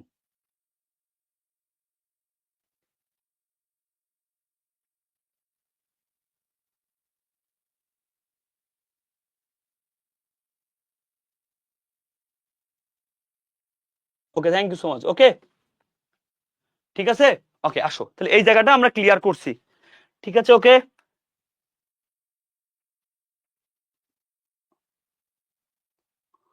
Okay fine. তাহলে তোমাদের হচ্ছে নেক্সট ক্লাস হবে হচ্ছে 7 আর হচ্ছে 7 আর হচ্ছে 10 মিলে একটা ক্লাস হবে, এটা করো তোমরা। আর 9 মধ্যে একটা লাস্ট ক্লাস করো, শেষ। কারণ হচ্ছে তোমাদের এটাই করে তোমাদের শেষ হয়, নেক্সট আগামী 2 দিনে 2টা ক্লাস করলে শেষ করে ফেলো, কি বলো? আচ্ছা কয় তারিখ? 26, তাহলে 26, 27, 28, তো কাহিনী শেষ। তো ম্যানেজমেন্ট ক্লাস নিয়ে রাহি ভাইকে ঢুকাবো? আমি তো ভাই চেষ্টা করছি, আমি তো 10টা ক্লাস নিতে 15টা ক্লাস দিয়ে ফেলাইছি, আমি কি করবো বলো? কিন্তু আমার একটা কষ্ট কি জানো, এই বছরে কর কমিশনের ক্লাস আর্থিক অবস্থার বিরোধের সাথে করাবো। আর্থিক অবস্থার বিরোধে কয়েকদিন আর্থিক অবস্থার বিরোধী চ্যাপ্টারটা অনেক সময় লাগবে, কর কমিশনের ওই সাথে করা যাবো, কর কমিশন ওই সাথে করাবো ইনশাল্লাহ। দেখতে দেখতে সময় শেষ, এটা বাস্তব কথা ভাই। 7 কেসে করে দিব, 7 করে দিতে চাচ্ছ আজকে না? আসলে 7 থেকে একেবারে অল্প কোশ্চেন আসে তো, তাও সমস্যা নেই, 7 থেকে 7 সাথে 10 করো, সমস্যা নেই। ওকে, আচ্ছা ওকে। দেখো একটা জিনিস ভাইয়া ভালো করে বোঝো, দেখো 9 করো না, একটা কথা বলি, এই যে ক্লাসগুলো হচ্ছে, ক্লাসগুলো কিন্তু আমার লাইফে সব থেকে বেস্ট ক্লাসগুলো হচ্ছে এখন। অথচ আমি কিন্তু অনেক স্টুডেন্ট রেসপন্স পাচ্ছি না, প্রতি বছর যেভাবে পাই, আমি কিন্তু আর ক্লাস নিব না। তুমি কিন্তু ঢাবি যে এক্সাম পুনরায় হলেও আমাদের পেইড ব্যাচে ক্লাস হবে, কিন্তু আমি নিব না, আমার আর নেওয়ার মতো কিছু নাই। তোমাদের ক্লাস তোমাদের জন্য আমি হ্যাঁ নিতে পারি 1-2টা, কিন্তু আরিফ ভাই হয়তো এমসিকিউ সলভ আবার নিবেন উনি, বাট আমার না এই ক্লাসগুলো কোনো না আর কিছু লাগে না, এর থেকে বেশি পড়লে ওটা ওভারডোজ হয়ে যাবে, এইতে এমন ভাবে পড়াইছি আর লাগবে না ক্লাস। ওকে, এইটা হচ্ছে মূল কথা। তো এই জন্যই বলি, তোমরা না কোনো জিনিসটা মন দিয়ে শুনো না, এই যে রাত জেগে জেগে তারা কষ্ট করে একটু ক্লাস করছো, তোমার হিসাব বিজ্ঞানটা এমন একটা জায়গায় তুমি নিয়ে গেছো, মানে আসলে বলার মতো না। এই দেখো রাত্রের ক্লাসে 200 স্টুডেন্ট তাই থাকে না। আচ্ছা এটাই কি হওয়ার কথা? বাংলাদেশে এই মুহূর্তে কোনো জায়গায় ক্লাস হচ্ছে না, একমাত্র আমি নিচ্ছি, সে জায়গায় স্টুডেন্ট থাকে না, স্টুডেন্ট তো সিরিয়াস না, স্টুডেন্ট এই ব্যাপারগুলো জানে না যে সামনে তার কতটা ভয়ঙ্কর দিন আসতেছে, কুমিল্লাতে কত কঠিন কোশ্চেন করবে এটা আমি জানি, হাবিব রবি হিসাব বিজ্ঞান ছেড়ে দেবে না, কুচ্ছ কঠিন কোশ্চেন করবে অ্যাকাউন্টিং এর। এই রকম তোমাদের উচিত ক্লাসগুলো করা, তোমরা নিজেরা প্র্যাকটিস করতে হবে। আমার এই ক্লাসগুলো করার পরেও তোমার প্র্যাকটিস করা লাগবে, তাহলে আমি বলবো আমি ব্যর্থ। যদি আমি তোমার এই ক্লাসগুলো করার পরে তোমার প্র্যাকটিস করানো লাগে, তাহলে আমি ব্যর্থ ভাইয়া, এটা ব্যর্থতা ছাড়া মেনে নেওয়ার কোনো উপায় নেই আমার। ওকে, যে তোমাকে বলো যে এই ক্লাসগুলো করার পরও একটা অধ্যায়ের আজকে প্রায় 4 ঘন্টা প্লাস পড়াইলাম, এই অধ্যায় একটা অধ্যায়, এরপরও প্র্যাকটিস করালাম, তুমি অ্যান্সার করলে তোমার মতো করে, তোমাকে বারবার একটা সূত্র পড়াইলাম, বারবার, এরপর যদি প্র্যাকটিস করতে চাও তুমি গোসল আসপিরিসিন নিয়ে প্র্যাকটিস করো, এছাড়া তো বাংলাদেশের কোশ্চেন নাই নতুন করে কোনো কিছু। আর আমাদের মডেল টেস্ট বই কিন্তু স্ট্রাকচার শেষের দিকে জানোই তো। সো ঠিক আছে, তোমাদের বলছো ক্লাস অন্য একদিন নিতে, আগামীকাল একটা ক্লাস নিব, মানে আজকে ভাইয়া ঠিক কনফারেন্স জিরোতে এমন ক্লাস হইলে হয়তো, কনফারেন্স জিরোতে হইলেও ক্লাস হচ্ছে না, কনফারেন্স হচ্ছে তো, কনফারেন্সে এমনি যে ক্লাস তাই তোমরা কান্দো, কনফারেন্সে এমনি যে ক্লাস তাই তোমরা কান্দো। ওকে, ভালো থাকো, সুস্থ থাকো, সবার কাছে দোয়া রইলো। এখন যে ফিনান্সের আমার 2-3টা ক্লাস নেন, একটা কাজ কর, আমি একটা কাজ করি, কালকে ইংলিশের শিডিউল গুলা চেঞ্জ কর, 8:30 বাইরে বল, ইংলিশের 5টা ভাই ক্লাস নেবে, বাংলার উপরে ভাইয়া 4টা ক্লাস নেবে বলছে, আর জিকে, হ্যাঁ জিকে তো আসে, মানে জিকের উপরে 2টা নিয়ে নিই। তাহলে আমি একটা কাজ করি, এই সপ্তাহের ক্লাস নিই, কি বলিস? এটা ভালো হয়, আমার হচ্ছে মেরে ফেলা। আমারে মেরে ফেলার থেকে, ঠিক আছে? মেরে ফেললেই ভালো হবে তো এই কথা কোশ না রে বোন, জীবনটা শেষ। এই দুইটা ক্লাস আছে তোদের সাথে, এটাই অ্যাকাউন্টিং এ তো তাড়াতাড়ি শেষ দিবে, তত তাড়াতাড়ি ধরবে, যত বেশি ক্লাস করবে অ্যাকাউন্ট তাড়াতাড়ি শেষ হবে। আর আপনার অনেকে ক্লাস অফ করে দিতে বলতেছেন, আচ্ছা না সমস্যা নেই, কালকে ইনশাল্লাহ আমি ট্রাই করব একটা ম্যারাথন ক্লাস নেওয়ার জন্য। যা কালকে এক ম্যারাথন ক্লাস সব শেষ করে দেবো, খুশি? কালকে একটা ম্যারাথন ক্লাস নেবে 12টা থেকে, একদম এক ক্লাসে সব শেষ হবে ইনশাল্লাহ। যা একটা কাজ কর, কালকের ক্লাসটা হচ্ছে, কালকে কি বার? কালকে পেট বেজে ক্লাস আছে, কালকে পেট বেজে ক্লাস না, ক্লাস 10টা থেকে দিয়ে দিই। দেখ তো কালে কয় তারিখ? 27 তারিখ। 27 তারিখে কি পেট বেজে ক্লাস আছে? না, কালে ক্লাস নেই। তাহলে কালে 10টা থেকে শুরু করি, আর 11টা থেকে শুরু করি কালকে ইনশাল্লাহ, কালকে সব শেষ হয়ে যাবে। আজকে 26 তারিখ, সরি, আজকে ক্লাস আছে, সরি, কালকে ক্লাস নেই। তাহলে আজকে 26 তারিখ, আজকে ক্লাস আছে। তাহলে আমি একটা কাজ করি, আজকে পেট বেজে আমি নিয়ে নিই, আমি পেট বেজে আজকে নিয়ে নিই, সারবে কালকে নিয়ে নিব। ওকে, আজকে আজকে পেট বেজে ক্লাস আছে, আজকে 26 তারিখ না, তাহলে আজকে ক্লাস অফ করে দিই, আজকে বাইরে বলি ক্লাস অফ করে দিয়ে পেট বেজে যারা আসোস একবারে 11টা শুরু করে 12 13, মানে 1 2 3, 1 2 3 4 5 হয়ে যাবে ইনশাআল্লাহ 5 ঘন্টায়। 5 ঘন্টায় চ্যাপ্টার 9, সেকেন্ড পেজ চ্যাপ্টার 7 এবং চ্যাপ্টার 10। এখানে লাগবে 2.5 ঘন্টা, এখানে 1 ঘন্টা, আর এখানে লাগবে 1 ঘন্টা, আর 30 মিনিট হচ্ছে এদিক ওদিকে যাবে। এই শেষ ইনশাআল্লাহ, আল্লাহ ভরসা। যা আজকে আজকে আজকে 11টা, ওকে জি ভাই, এটা বলতে আজকে 11টা ইনশাআল্লাহ। তাহলে পেট বাজের এটা শেষ হয়ে যাবে ইনশাআল্লাহ, পেট বাজের ক্লাসটা স্যারকে বলবো কালকে নিতে ইনশাআল্লাহ। লাস্ট ক্লাসে বোম ক্লাস চাই ভাই আপনার কাছে, শেষ চাওয়া। বোম ক্লাস নিব, আমি তো বলছি আমার শারীরিক সুস্থতার উপর ডিপেন্ড করছে, আমার অলরেডি গলা শেষ এবং আরেকটা জিনিসের উপর ডিপেন্ড করছে, আজকেই তোমাদের সাথে লাস্ট ক্লাস অফিসিয়ালি, সেই দিন চলে আসছে এই যে দেখতে দেখতে, মানে আজকে 26 তারিখ। আহা, ভয়েস চেঞ্জ করে কথা বলা ভাই, আমার শরীরটা ভালো না, আমার মানে গলার অবস্থায়। আজকে তোমাদের ইনফরমালি আমি বলি তোমাদের, আজকে আরিফ স্যারও জোস, আরিফ স্যার সত্যি ভালো পড়ায়, আমি আরিফ স্যারকে বলবো আগামীকাল ক্লাসটা নিয়ে যাওয়ার জন্য ইনশাল্লাহ। আরিফ স্যার বেসিকে সুন্দর করে টানতেছেন, তোমার বেসিক ক্লাসে পলকে দেখতেছো তোমরা, পেট ব্যাচে তো মানে আর কি সার্ভিস দেবো আল্লাহ জানে। তো তোমাদের হচ্ছে পেট ব্যাচকে সবাই বলে রাখি, মে মাসের মাঝে ঢাবির পরীক্ষা যদি হয়, মে মাসের মাঝামাঝিতে হবে, তো মে মাসের মাঝামাঝিতে যদি হয় তোমরা একটা কাজ করো, তোমাদেরকে একটা কথা বলি, তোমরা সিরিয়াস হও। দেখো তোমাদের এপ্রিলে 12 তারিখ থেকে পরীক্ষা শুরু, বিশ্বাস করো তোদেরকে একটা কথাই বলি, চান্স পাওয়াটায় ঢাবিতে এবছর আবার পরীক্ষা হয় না, ইংরেজি আর অ্যাকাউন্টিং মারাত্মক কঠিন করবে, কারণ স্যারদের রাগ হয়ে গেছে না। তো তোমরা একটা কাজ কষ্ট করে আমার এই ক্লাসগুলা বন্ধুদেরকে করতে বলো, ফ্রিতে তো করছি, ইউটিউবে দিয়ে দিচ্ছি, তোমরা এগুলা একবার করেছো না ইনশাল্লাহ তোমার আটকাইতে পারবে না কেউ। আর ম্যানেজমেন্টে ম্যারাথন ক্লাস রাফি ভাই অথবা আমি নিয়ে নিব, তোমার কেউ আটকাইতে পারবে না। এই দুটো সাবজেক্টে স্ট্রং হয়, একটা থেকে চান্স পাবা। ইংলিশের কোশ্চেন বেশি বেশি প্র্যাকটিস করো, বাংলা বেশি বেশি প্র্যাকটিস করো, তোমাকে কোশ্চেন প্র্যাকটিস ছাড়া কোনো উপায় নেই। তুমি বিশ্বাস করো, তোমাকে যেই মাথায় গাঁথি দিচ্ছে আমি, এইভাবে পৃথিবীর কোনো মানুষ তোমাকে দিবে না। যদি এই ক্লাসগুলো হাজার হাজার শিক্ষার্থী দেখার কথা ছিল, আমি শুধু একটুকু বলবো, দেখো আজকের ক্লাসটাই অফিসিয়ালি তোমাদের লাস্ট ক্লাস, এরপরে আর এরকম কোনো সিরিজ ধরবো না। এই যে ফুল বুক যে সিরিজ ধরলাম, হ্যাঁ পেইড ব্যাচে যদি আবার ঢাবির এক্সাম হয়, হয়তো অ্যাকাউন্টিং এর 5টা সাজেশন ক্লাস থাকবে, আরিফ ভাই দেবে 3টা, আমি তো 2টা নিয়ে নেব। কিন্তু এইভাবে যে পুরো বই সিরিজ ধরা, আর এটা হবে না, কারণ আমাদের পেইড ব্যাচে পুরো সবই পড়ানো হয়েছে। আবার এক্সাম হয় ঢাবির, স্বাভাবিকভাবে আমরা 4-5টা ক্লাস নিয়ে নিব, সমস্যা কি? অ্যাকাউন্টিং এর 5টা, ম্যানেজমেন্ট 3টা, সাজেশন মূলক নিয়ে নিব, সমস্যা নেই তো, আমরা স্টুডেন্টের জন্য নেব। তাহলে আমি বলতে চাচ্ছি, কিন্তু এইভাবে তো আর লাইভ ক্লাস হবে না, এইভাবে তো আর লাইভ ক্লাস হবে না, এটা তো শেষ, বুঝতে পারছো? আজকে রাতে তোমাদের সাথে শেষ, সাজেশনমূলক ক্লাস ঢাবির আগে অবশ্যই নিব, কিন্তু আজকে রাত্রি এই যে ফুল বুক রিভিশন, অমুক রিভিশন তমক রিভিশন, এইটা আজ ক্লাস তোমাদের সাথে আমার। হ্যাঁ গুচ্ছর আগে অ্যাকাউন্টিং এর সাজেশন ক্লাস চাও, নেবো, 100 কোশ্চেন সব সলভ করে দেবো টপ, কিন্তু এইগুলো আমি প্রেফার করবো আগে, কিন্তু ওই সময় কেউ করবে না, কিন্তু আমি 100 কোশ্চেন টপ সলভ করবো, সমস্যা নেই। কিন্তু এইভাবে তো রেগুলার যে ক্লাস রুটিন, এগুলো আর পাবা না। This is the last class and last day for you admission 24-25। Okay okay, ইনশাল্লাহ আজকে রাত্রে তোমাদের যে 3টা চ্যাপ্টার পড়াবো খুবই গুরুত্বপূর্ণ, এই 3টা চ্যাপ্টার, এবং তোমরা ক্লাসের ঠিক আমি 11টা থেকে শুরু করে দেবো ক্লাস, আজকে 1 ঘন্টা আগের থেকে শুরু করবো ইনশাল্লাহ। আর তো ভাই থিওরিতে বেশি যাই, আমি থিওরিও ডিপলি পড়াইছি, আমি যে থিওরি পড়াইছি এর থেকে এর বাইরে যাবে না ইনশাল্লাহ। এবং থিওরির উপরে আমি একটা পিডিএফ দিয়েছিলাম ঢাবির সময় আমার বই দাগায়, মনে আছে? ওইটা ভালো করে পড়বা। থিওরির উপরে আমি আমার বই দাগায় একটা পিডিএফ ভালো করে পড়বা। দেখো আমি তোমার খারাপ চাই না, কিন্তু মূল প্রবলেমটা হচ্ছে তোমরা আমাদের কথা শুনো না, কারো কথাই শুনো না, তোমরা কষ্ট করতে চাও না। এই তোমরা যারা রাত জেগে কদিন ক্লাস করছো, তোমার কি ক্ষতি হয়েছে কোনো? হয়তো একটু দিনের বেলা কম পড়ছো, কিন্তু তুমি এমন একটা জায়গায় স্ট্রং করে ফেলছো যে জায়গায় সব ভার্সিটিতে তোমার কাজে লাগবে, এবং ম্যানেজমেন্টে যদি একটা কাজ করতে পারো তোমার কাজে লাগবেই ইনশাআল্লাহ। আল্লাহ হাফেজ, ভালো থাকো, সুস্থ থাকো, দেখা হবে সবার সাথে। আসসালামু আলাইকুম। আরির জন্য থিওরি সাজেশন দেও ভাই, আমার প্যাসুলি বই দাগানো আছে, ওই প্যাসুলি বইয়ের দাগানো পিডিএফ দিয়েছি, এটাই আরো সাজেশন। এর বাইরে কোনো ভার্সিটি কোশ্চেন হতে পারে না, আমি যা দাগাইছি এর থেকে আসবে, ওটা ভালো করে পড়ো। আর আরিও বিগত বছর 15 বছরের কোশ্চেন পড়ে যাও।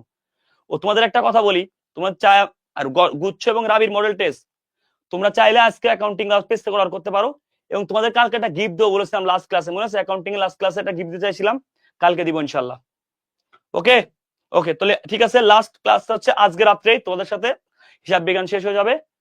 আর এরপরে ম্যানেজমেন্ট ক্লাস নিবো কি নিবো না সেগুলো তোমাদের জানাই দিব। আর এখনো শিওর দিতে পারছি না, আমি নেবো নাকি রাবি ভাই নেবে ইনশাআল্লাহ।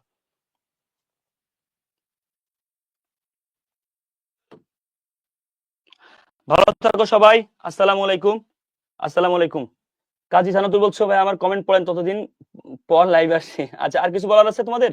এখন তো প্রায় শেষের দিকে চলে আসছি, হয়তোবা আজকে কালকের ক্লাসে জিজ্ঞেস করব, কিন্তু এরকম ভাবে এখন আর জিজ্ঞেস করবো না। ভাই আপনি বোম ক্লাস চাই, তো আমার বোম ক্লাস, আমি যে বোম পড়াই এটা তোমার কে বলছে? আমি যে ম্যানেজমেন্ট পড়াই এটা তোমার কে বলছে? এটা আমার বলো আগে।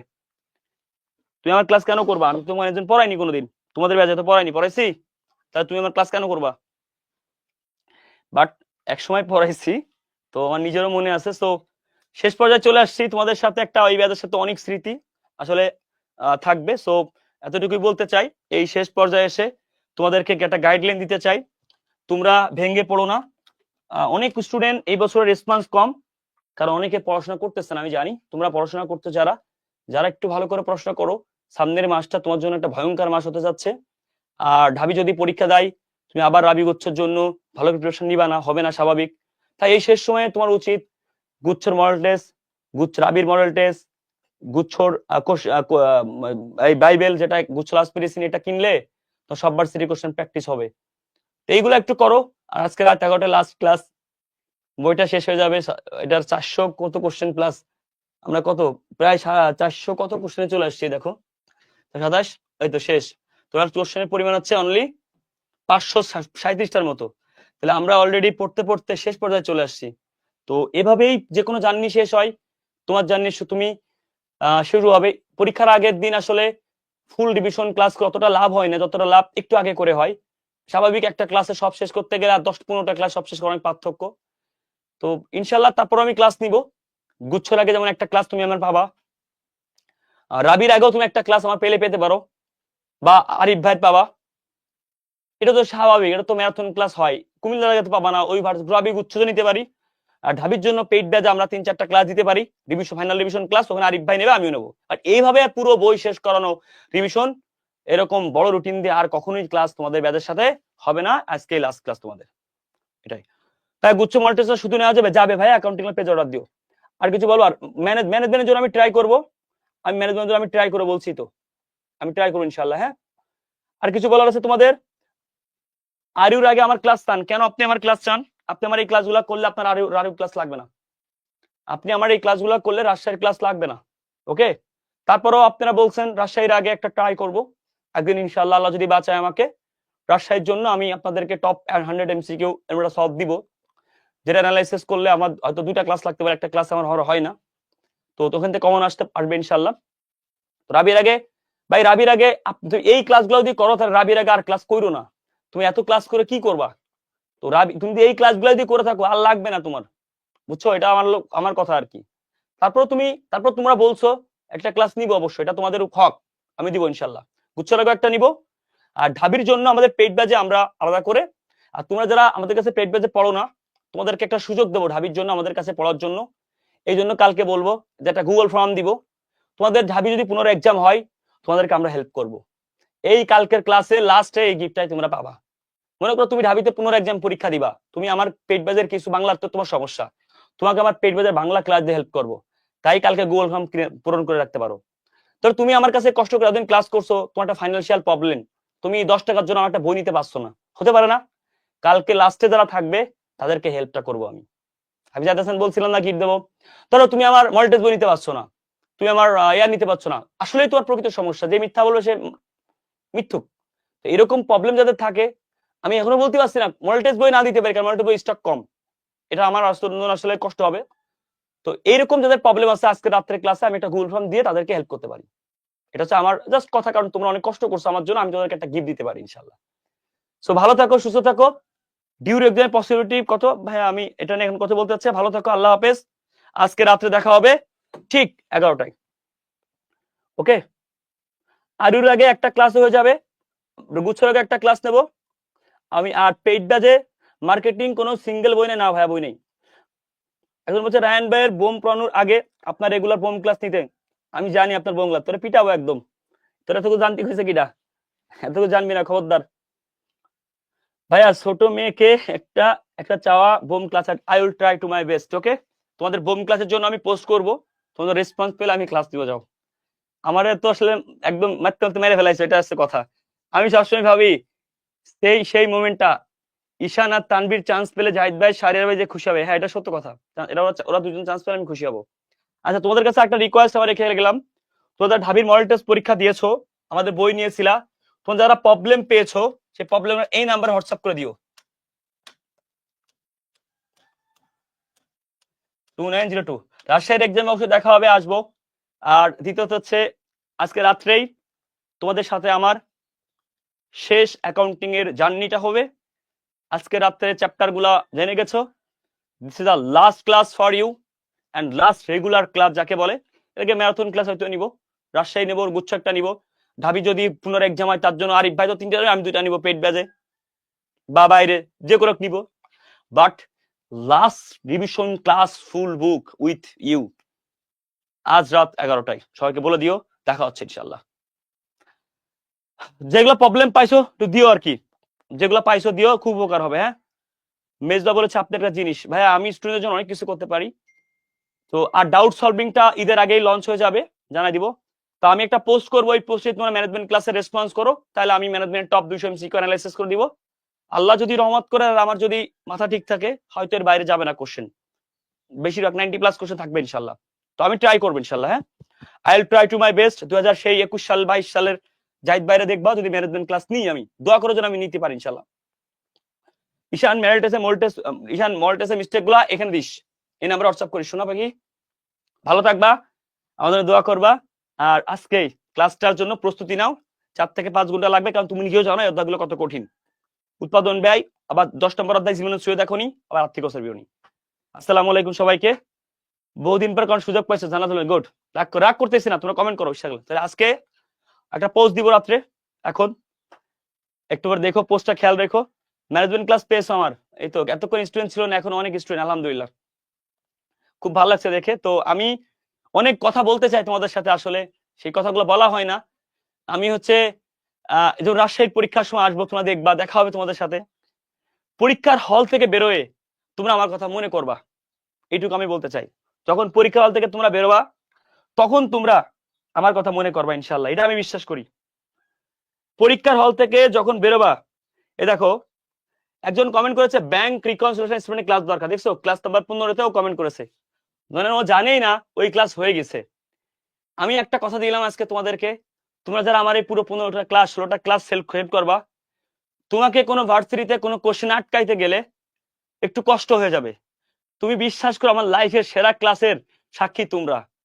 তোমরা পরীক্ষার হলে প্রশ্ন দেখে আমার চোখে জল ভিসা, মানে খুশিতে চোখে কান্না আসবে। অ্যাকাউন্টিং এর কোশ্চেন দেখলে, যদি ম্যানেজমেন্ট নিতে পারি ইনশাল্লাহ, 2টা কোশ্চেন দেখে চোখে জল আসবে যে এই মানুষটা কি কষ্ট করছে আমার জন্য। পরীক্ষার হলে প্রতিটা কোশ্চেন অ্যান্সার দেখলে তুমি শুধু বাবা যে খালি সংখ্যাটা মনে চেঞ্জ হয়েছে, জাহিদ ভাই কোশ্চেনটা করছে, তো এরকম ফিলিংসটা তোমার না হয়, তুমি বেরোয় আমার বলবা যেই মানুষটা তোমাকে একটা আর্থিক বিবরণী বিশ্লেষণের উপরে 40 প্রকার ম্যাথ করাইতে পারে, সেই মানুষটা তোমার জন্য কি পরিমাণ অ্যানালাইসিস করে, কেন ইমাজিন। একটা মানুষ পুরো অ্যাকাউন্টিং বইয়ের 40 প্রকার ম্যাথ আছে কিনা কেউ বলতে পারে না, আর একটা অধ্যায় থেকে 40 প্রকার ম্যাথটা নিয়ে হাসলে বের করে, সেই মানুষটা তোমার জন্য কি না করতে পারে, কেন ইমাজিন। এবং একটা সূত্র মুখস্থ করাইছি আমি, 2-1টা মনে রাখতে বলছি, কিন্তু মুখস্থ করাইনি। তোমার জন্য আমি ভাবতে ভাবতে আমি শেষ। তো এই এই হচ্ছে বিষয়। সো ঠিক আছে, ভালো থাকো, সুস্থ থাকো। আসসালামু আলাইকুম, সবার জন্য দোয়া রইলো। ওকে, আর কিছু বলার আছে তোমাদের? তোমাদের কিছু বলার থাকলে তোমরা কল দিতে পারো। এটাই মানে, আমি তো আগের দিন কল ধরিনি, আমি একটু 10টা মিনিট টাইম দিতে, অত কালকে রাত্রে সেরির টাইম হয়ে যেতে পারে, এখন সময় তো সময় আছে। তোমাদের কিছু বলার থাকে তোমরা এখানে কল দিতে পারো, কারণ কালকে রাত্রে সেরির টাইম হয়ে যেতে পারে, তখন আমার কিন্তু লাইভটা দিতে হবে। যদি কিছু বলতে চাও, মানে তোমাদের যদি কোনো ফিলিংস মানে আসলেই বলতে চাও যে কথাগুলা যেগুলো তোমার জন্য এবং সবার জন্য ইম্পর্টেন্ট, বা এতটুকুই বলবো, তোমার যদি কিছু বলার থাকে এই জায়গাটা নামবে কল দিতে। আমার কাছে মোবাইল আছে, এটা অফিসিয়াল, আমি ধরবো এখন, তোর কথা শুনবো। আমি 10টা মিনিট আজকে তোমাকে টাইম দিলাম, কারণ তোমরা কষ্ট করছো, যারা শুরু থেকে ক্লাস করছো, সেই এমন ব্যক্তি কল দিবা যে শুরু থেকে মোটামুটি 15টার মধ্যে 12টা 13টা ক্লাস করছো। বা এইচডব্লিউ গ্রুপে পোস্ট করবা, জি এইচডব্লিউ মাস গ্রুপে পোস্ট করবা, এটা আমি চাই তোমাদের কাছে। অ্যাকাউন্টিং ক্লাস গ্রুপে I am waiting for you. এখনো আসছে না, 017060292। দেখি কোন ভাগ্যবান ব্যক্তি দেয়। আমি সর্বোচ্চ 2 থেকে 3 জনের কল নিব, একজন মেয়ে একজন ছেলে। যেহেতু আপনার দেখা হয়েছিল, ভাইয়া নাম বলতে পারিনি। হাই হাই রে, তুই নাম বলিস নি? সি, থ্যাংক ইউ ভাইয়া আপডেট দেওয়ার জন্য, থ্যাংক ইউ সো মাচ। এখনো একজনও কল দিচ্ছে না, খুব অপমান। কিরে এই, টাকা নেই তোদের পেমেন্ট নাকি? 017060292। হ্যাঁ এটাই তো। যদি কেউ চাও আমার সাথে কথা বলতে বলতে পারো, আমি আরো 1 থেকে 2 জন টাইম দেবো ইনশাল্লাহ। তুমি এই সুযোগটা নিতে পারো আর কি। হ্যাঁ, ওকে, কথা বলার জন্য মানে তোমার মানে জাস্ট তোমার, আমি ওয়েট করতেছি। এই একজনের কল আসছে, একজনের কল ধরি। হ্যাঁ, কোন ভাগ্যবান ব্যক্তি লাস্টে 97, দেখে কথা শুনি। আসসালামু আলাইকুম। হ্যালো, আসসালামু আলাইকুম। ওয়ালাইকুম আসসালাম। আপু তোমার নাম কি? আমার নাম মাইমুনা আলম। ও, কেমন আছো তুমি? বলো আপু, কি বলতে চাও? ভাইয়া, বলার তো অনেক কিছু আছে। সেই 2023 সাল থেকে তুমি কি সেকেন্ড টাইমার? সাথে আছি। জি ভাইয়া, সেকেন্ড টাইমার। আচ্ছা, ওকে। ভাইয়া আপনাদের সাথে থেকে এইচএসসি কমপ্লিট করছে। ফার্স্ট টাইমে কিছু নিজের ভুলের কারণে হয় নাই, অনেক কিছু মিলায়া এখন সেকেন্ড টাইমের জন্য প্রিপারেশন নিতেছে। এই যে লাস্ট যে 10 দিনের ক্লাস, ভাই আপনার মতো এইভাবে আর কখনো ক্লাস পাই নাই। এটা আমি কিন্তু বলেছি জানো, আমার লাইফে সব থেকে বেস্ট ডেডিকেটেড ক্লাসগুলো এই ব্যাচ পেয়েছে, এই ক্লাসগুলো আমি বলেছি এটা। এইভাবে ক্লাস আর কখনো পাই নাই। সেই যে করতেছি, সেই আমার মনে আছে এইচএসসি একটু রাত গুলাতে যেভাবে ম্যারাথন ক্লাস শুনছেন, মানে ওগুলা যে এত হেল্পফুল ছিল। ইভেন এই ক্লাস গুলো অনেক বেশি হেল্পফুল ভাইয়া। আজকের এই যে এই চ্যাপ্টারের মানে এই এত ডিপলি কোনোদিন কেউ বিশ্লেষণ করে নাই। যেহেতু তুমি 23 সাল থেকে পড়ো, সে ফার্স্ট টাইম সেকেন্ড টাইম তুমি অনেক স্যারের কাছে পড়ছো, স্বাভাবিক। আর তুই আবার চিনো অ্যাটলিস্ট। তো আমি আসলে জীবনে কোনদিন এত ডিপলি পড়াইনি। মানে আমার জাস্ট একটা জিনিস কি জানো, মানে আমার কাছে মনে হয়েছে যেই বাচ্চাগুলা তোমরা এত কষ্ট করতেছো আমার সাথে রাত জেগে, তাহলে আমি কেন পারবো না? তো আমি আমার লাইফে বেস্টটা দেওয়ার ট্রাই করি। তো এটাও আমি কেন যাচ্ছি যে তোমাদের ব্যাচে আসলে আমার মন মতো কিছু দিয়ে পারি। এই ব্যাচটাকে, তোমাদের ব্যাচটা অনেক কিছু থেকে বৈষম্য শিকার হয়েছে, এই জন্য আমি এই ব্যাচটাকে অ্যাকাউন্টিং এমন কিছু দিয়ে দিতে চাই ওরা লাইফে কিছু করে খেতে পারবে ইনশাল্লাহ। এবং যদি আল্লাহ আমাকে ম্যানেজমেন্টও নেওয়াই, পরীক্ষার হলে 2টা কোশ্চেন দেখে আমার কথা মনে পড়বে ইনশাল্লাহ। আর কিছু বলতে চাও? দোয়া করবা। ইনশাল্লাহ ইনশাল্লাহ। আজকে রাত্রে কিন্তু শেষ ক্লাস, অবশ্যই থাকবা। আর ভাইয়ের জন্য দোয়া করো যে ভাই সুস্থ থাকে। আমার গলা তো অলরেডি গেছে অর্ধেক। ঠিক আছে, কোন ইনশাল্লাহ ভাইয়া, ইনশাল্লাহ। আর কোন একটা বিশ্ববিদ্যালয়ে চান্স পেলে, এটা খুব স্বাভাবিক বোন, এটা খুবই স্বাভাবিক। তুমি চান্স পেলে সেদিনই সার্থক হবো আমরা ইনশাল্লাহ। হ্যাঁ, ভালো থাকো, কথা হবে। আসসালামু আলাইকুম। আরেকজন কল দিচ্ছে লাস্টে 89। আসসালামু আলাইকুম। কলটা রিসিভ করছিলাম, এটা লাস্ট কল, আমি বলছি 2টা কল ধরবো। হ্যালো, আসসালামু আলাইকুম। আসসালামু আলাইকুম ভাইয়া। ওয়ালাইকুম আসসালাম। আপু বলেন, নাম কি? জি ভাই, আমার নাম আসরিয়া দেবী আকিতা। আচ্ছা, ওকে, বলো। আমি একজন সেকেন্ড টাইমার। আপনাদের ব্যাচে এই গুচ্ছ পরীক্ষার পরে ভর্তি হইছি।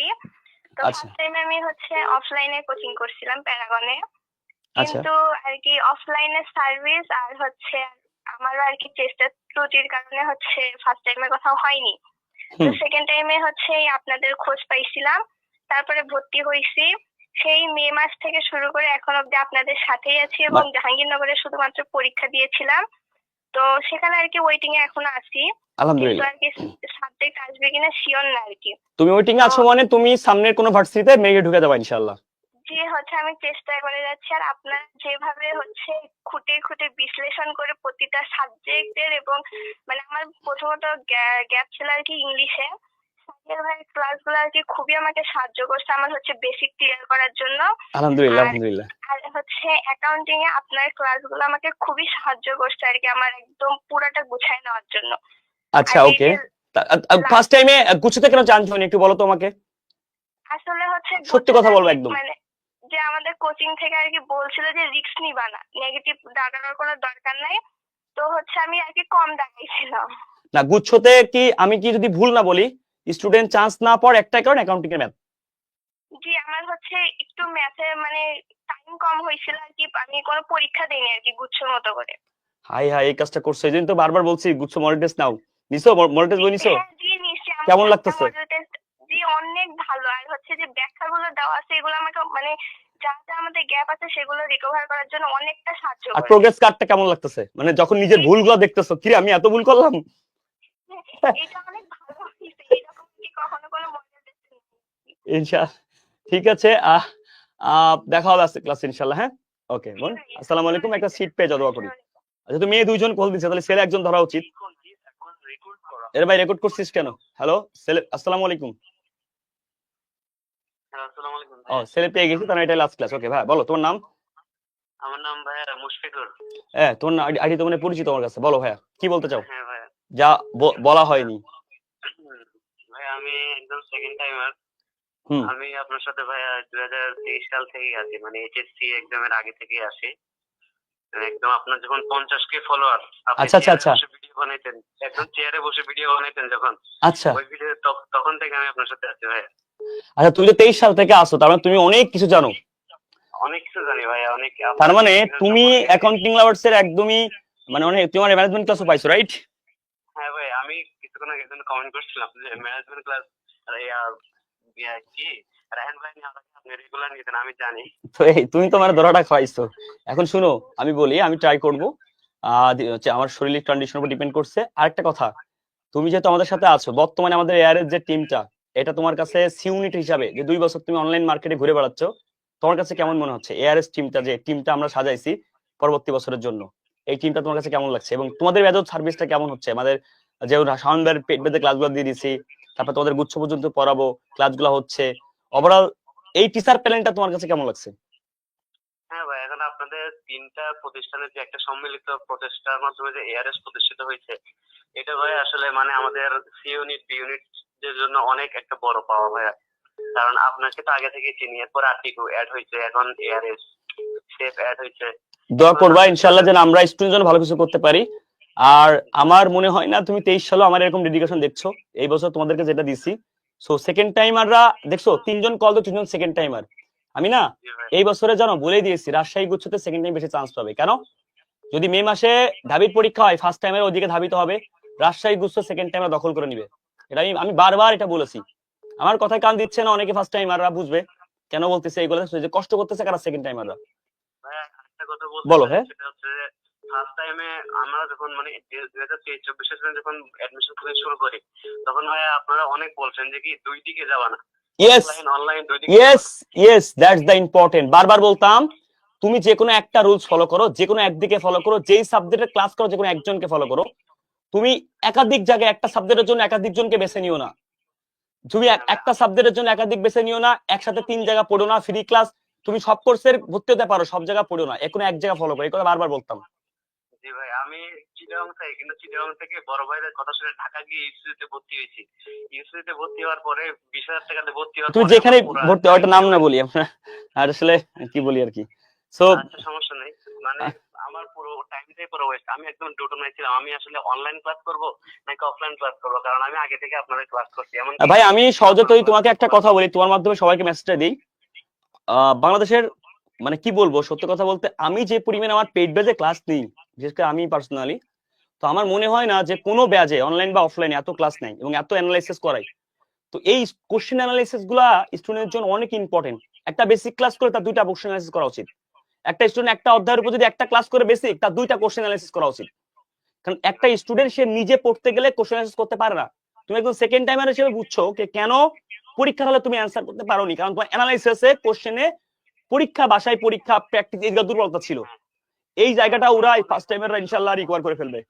অনেক ছিল ভাই, আমি ফার্স্ট টাইমে শুধু পড়ে গেছি, কিন্তু এক্সামটা দিইনি সেভাবে। মানে আমি ভাবছি আমি পারবো, কিন্তু পড়ে গেছি, সব শুধু পড়ছি, কিন্তু এক্সাম দিয়ে নিজের ভুলগুলা সেভাবে যাচাই করিনি। আরেকটা ভুল করতে ভাই, সেটা লাস্ট টাইমে এসে বুঝছো, আমি মানে যা পারছি শুধু তা দাগাইছি, 63 মতো মনে হয় দাগাইছি, 48 পাইছি। মানে বাংলা ইংলিশ দাগাই নাই, একদম একদম লাইফের সেরা একটা ভুল করছে। এইবার যেন ভুলটা না হয়, ঠিক আছে? ওকে ওকে, আসসালামু আলাইকুম, হ্যাঁ ভালো থেকো। আর একটা কল ধরি, এটা লাস্টে আসছে তো ওই জন্য আর কি না কাটতে পারছি না। আসসালামু আলাইকুম। আসসালামু আলাইকুম ভাইয়া। ওয়ালাইকুম আসসালাম। আপু কে বলছেন? ভাইয়া আমি সাজি জান্নাতুল ফেরদৌস। ও আপনি, হ্যাঁ আপনার কমেন্ট দেখছিলাম অনেক সময়। বলেন কি অবস্থা? আপনি তো কমেন্ট করতে করতে ফাড়াই ফেলতেছেন একদম, আমি দেখতেছি ল্যাপটপে আর আমি রিপ্লাই দিচ্ছি না ইচ্ছা করে করে।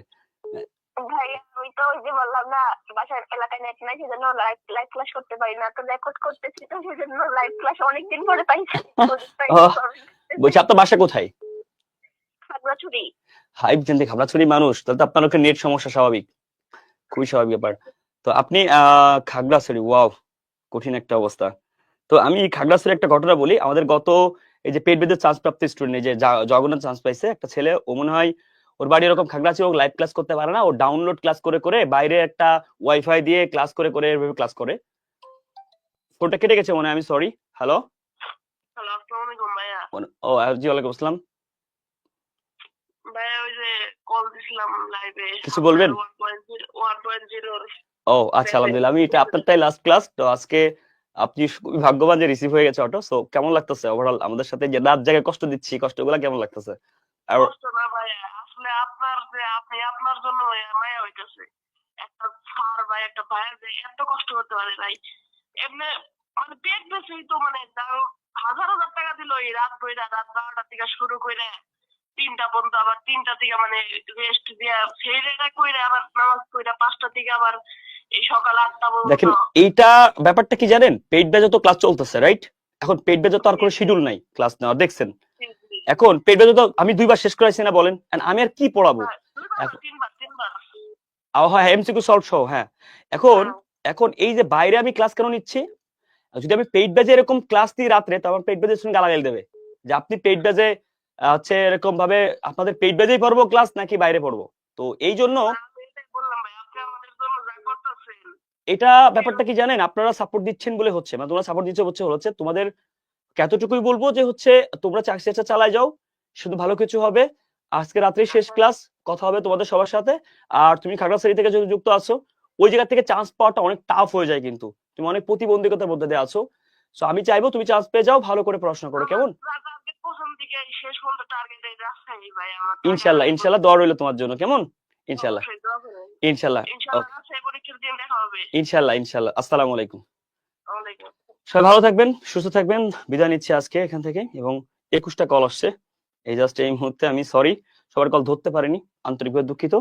সবাই সবার জন্য দোয়া করবেন। আসসালামু আলাইকুম ওয়া রাহমাতুল্লাহি ওয়া বারাকাতুহু। দেখা হচ্ছে সবার সাথে আজকে রাত 7টায়, ঠিক সরি 11টায়, ঠিক ওই সাবজেক্টগুলো নিয়ে। এবং আজকে আর মডেল টেস্ট এবং মডেল টেস্ট বই, ওএমআর, রাজশাহী মডেল টেস্ট, গুস্তু মডেল টেস্ট এবং আচ্ছা আমাদের লাস্ট মেডিসিন, সবকিছুই আপনি অবশ্যই অর্ডার করে ফেলুন আজকে, আপনি বেস্ট আউটপুট পাবেন।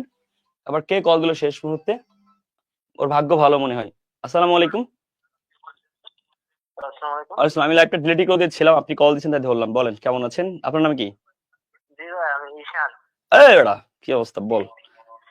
জি ভাই, ভাই আপনার ক্লাস তো দেখতেছি, তো ভাবলাম একটু ফোন দিয়ে ডিস্টার্ব করি। ডিস্টার্ব না, তুই চান্স না পেলে তোমার সবাই তোরে কি বলবে জানিস? না ভাই, এটা সেই জন্যই তো ভাই আপনার ক্লাস, তোর চান্স কিন্তু পাওয়াই লাগবে, মানে তোর চান্স পাওয়াটা ফরজে কি, মানে কি আইন হয়ে গেছে, বুঝতে পারছিস? মানে তোর হচ্ছে তোর চান্স পাওয়াটা ফরজে আইন হয়ে গেছে, বুঝছস? অ্যাটলিস্ট অ্যাকাউন্টিং ম্যানেজমেন্টে এক মানে তুই না করতে পারে, এই জায়গাটা খেয়াল রাখিস, হ্যাঁ? জি ভাই, অ্যাকাউন্টিং মানে যে ঢাবির যে পরীক্ষা হলো, সেখানে আপনার ক্লাসগুলো করে অ্যাকাউন্টিং এ তো 12তে 12ই আসছে, ম্যানেজমেন্টেও একটু নিজে পাকামতি করতে যায় 9.75 আসছিল। তো তাহলে এই পাকটামি গুলো এখন আর করা যাবে না ইনশাআল্লাহ, ঠিক আছে? জি তাহলে জি ভাই ইনশাআল্লাহ আপনার ম্যানেজমেন্ট ক্লাস পাইলে আর এসব পাকামতে হবে না শিওর সেটা। এই তো তুমি জায়গা মতো দিলে একদম ধরে যে আমার ম্যানেজমেন্ট ক্লাস ফেলে কেন পাকাতে হবে না ভাই, আমি কি করলাম? তো আমি চেষ্টা করব, হ্যাঁ, I will try to my best. তবে আমি সর্বোচ্চ 200 থেকে 250 এমসিকিউ দিলে ওটা সলভ করাইতে আমার হয়তো 2টা ক্লাস বা 3টা ক্লাস লাগবে। তো ওইটা যদি কেউ নোট করতে পারে, মানে ওটা কি করব আমি প্রত্যেকটা এমসিকিউ থেকে, মানে ধর একটা অধ্যায়ের 20টা এমসিকিউ, 20টা এমসিকিউ করলে ওই পুরো অধ্যায়টা কভার হয়ে যাবে। এভাবে আমি ক্ষুদ্র ক্ষুদ্র করে পড়াবো যাতে টপ আইটেম গুলো একদম মুখস্থ করে দেবো। কিন্তু সমস্যা হবে কি জানিস, একটা স্টুডেন্ট হয় এগুলো স্ক্রিনশট দিয়ে রাখতে হবে, আদারওয়াইজ নোট করতে হবে। কারণ তা না করে আন্দাজে শুধু ক্লাস দেখে গেলে কোনো লাভ নেই। আমার ক্লাস করলে এই ব্যাখ্যাটা ইম্পর্টেন্ট, ওই যে আমি যে অ্যানালাইসিস গুলো দিব ওই অ্যানালাইসিস থেকে কোশ্চেন হবে। তো এই জায়গাটা ইম্পর্টেন্ট। আমার ক্লাসের স্পেশালিটি হচ্ছে আমার ক্লাসের যে এক্সপ্লেইন গুলা, ব্যাখ্যাগুলো, ম্যানেজমেন্ট এইগুলো কাজে লাগবে। শুধু এমসিকিউ প্র্যাকটিস করা পড়লাম, পিডিএফ দেন পড়লাম, লাভ নেই। তো এইরকম চিন্তা যাদের আছে তারা আসলে ক্লাস করে লাভ হবে না, হয় নোট করতে হবে, আদারওয়াইজ তোমার হচ্ছে স্ক্রিনশট নিয়ে নিয়ে পরে নোট করতে হবে, যে কোনো একটা কিছু করতে হবে। তো এইটা আমি বলে দিব ইনশাআল্লাহ। স্ক্রিনশটে বিশ্বাস করি না ভাই, আমি ক্লাস হ্যাঁ হ্যাঁ, ইয়েস ইয়েস ইয়েস, খুব খুব, কারণ হচ্ছে কি মানে এই জিনিসটা আরো ভালো। সো ঠিক আছে, তুই ভালো থাক, তোদের সবাইকে বলি তোরা সবাই ভালো থাক, তোরা দোয়া করিস আমার জন্য। আর নোটগুলো যারা করছিস তোরা A to Z নোট করছিস, কাজী জান্নাতুল ফেরদাউস, তুমি A to Z নোটটা আমাকে দিও তো বোন, দেখবেন তোমার নোট কেমন হয়েছে। এই নাম্বারে হোয়াটসঅ্যাপ করে যারা নোট করেছে A to Z নোটের পিডিএফটা ক্লাস 1 ক্লাস 2 এ লিখে আমাকে এই নাম্বারে হোয়াটসঅ্যাপ করো। আসসালামু আলাইকুম, আল্লাহ হাফেজ সবাইকে, তুই ভালো থাক, সবাই ভালো থাক ইনশাআল্লাহ, আল্লাহ হাফেজ সবাইকে। সবার জন্য দোয়া রইলো। আসসালামু আলাইকুম ওয়া রাহমাতুল্লাহি ওয়া বারাকাতুহু। দেখা হচ্ছে লাস্ট ক্লাস তোমাদের সাথে আজকে 26 তারিখ রাত 11টায়। আল্লাহ হাফেজ।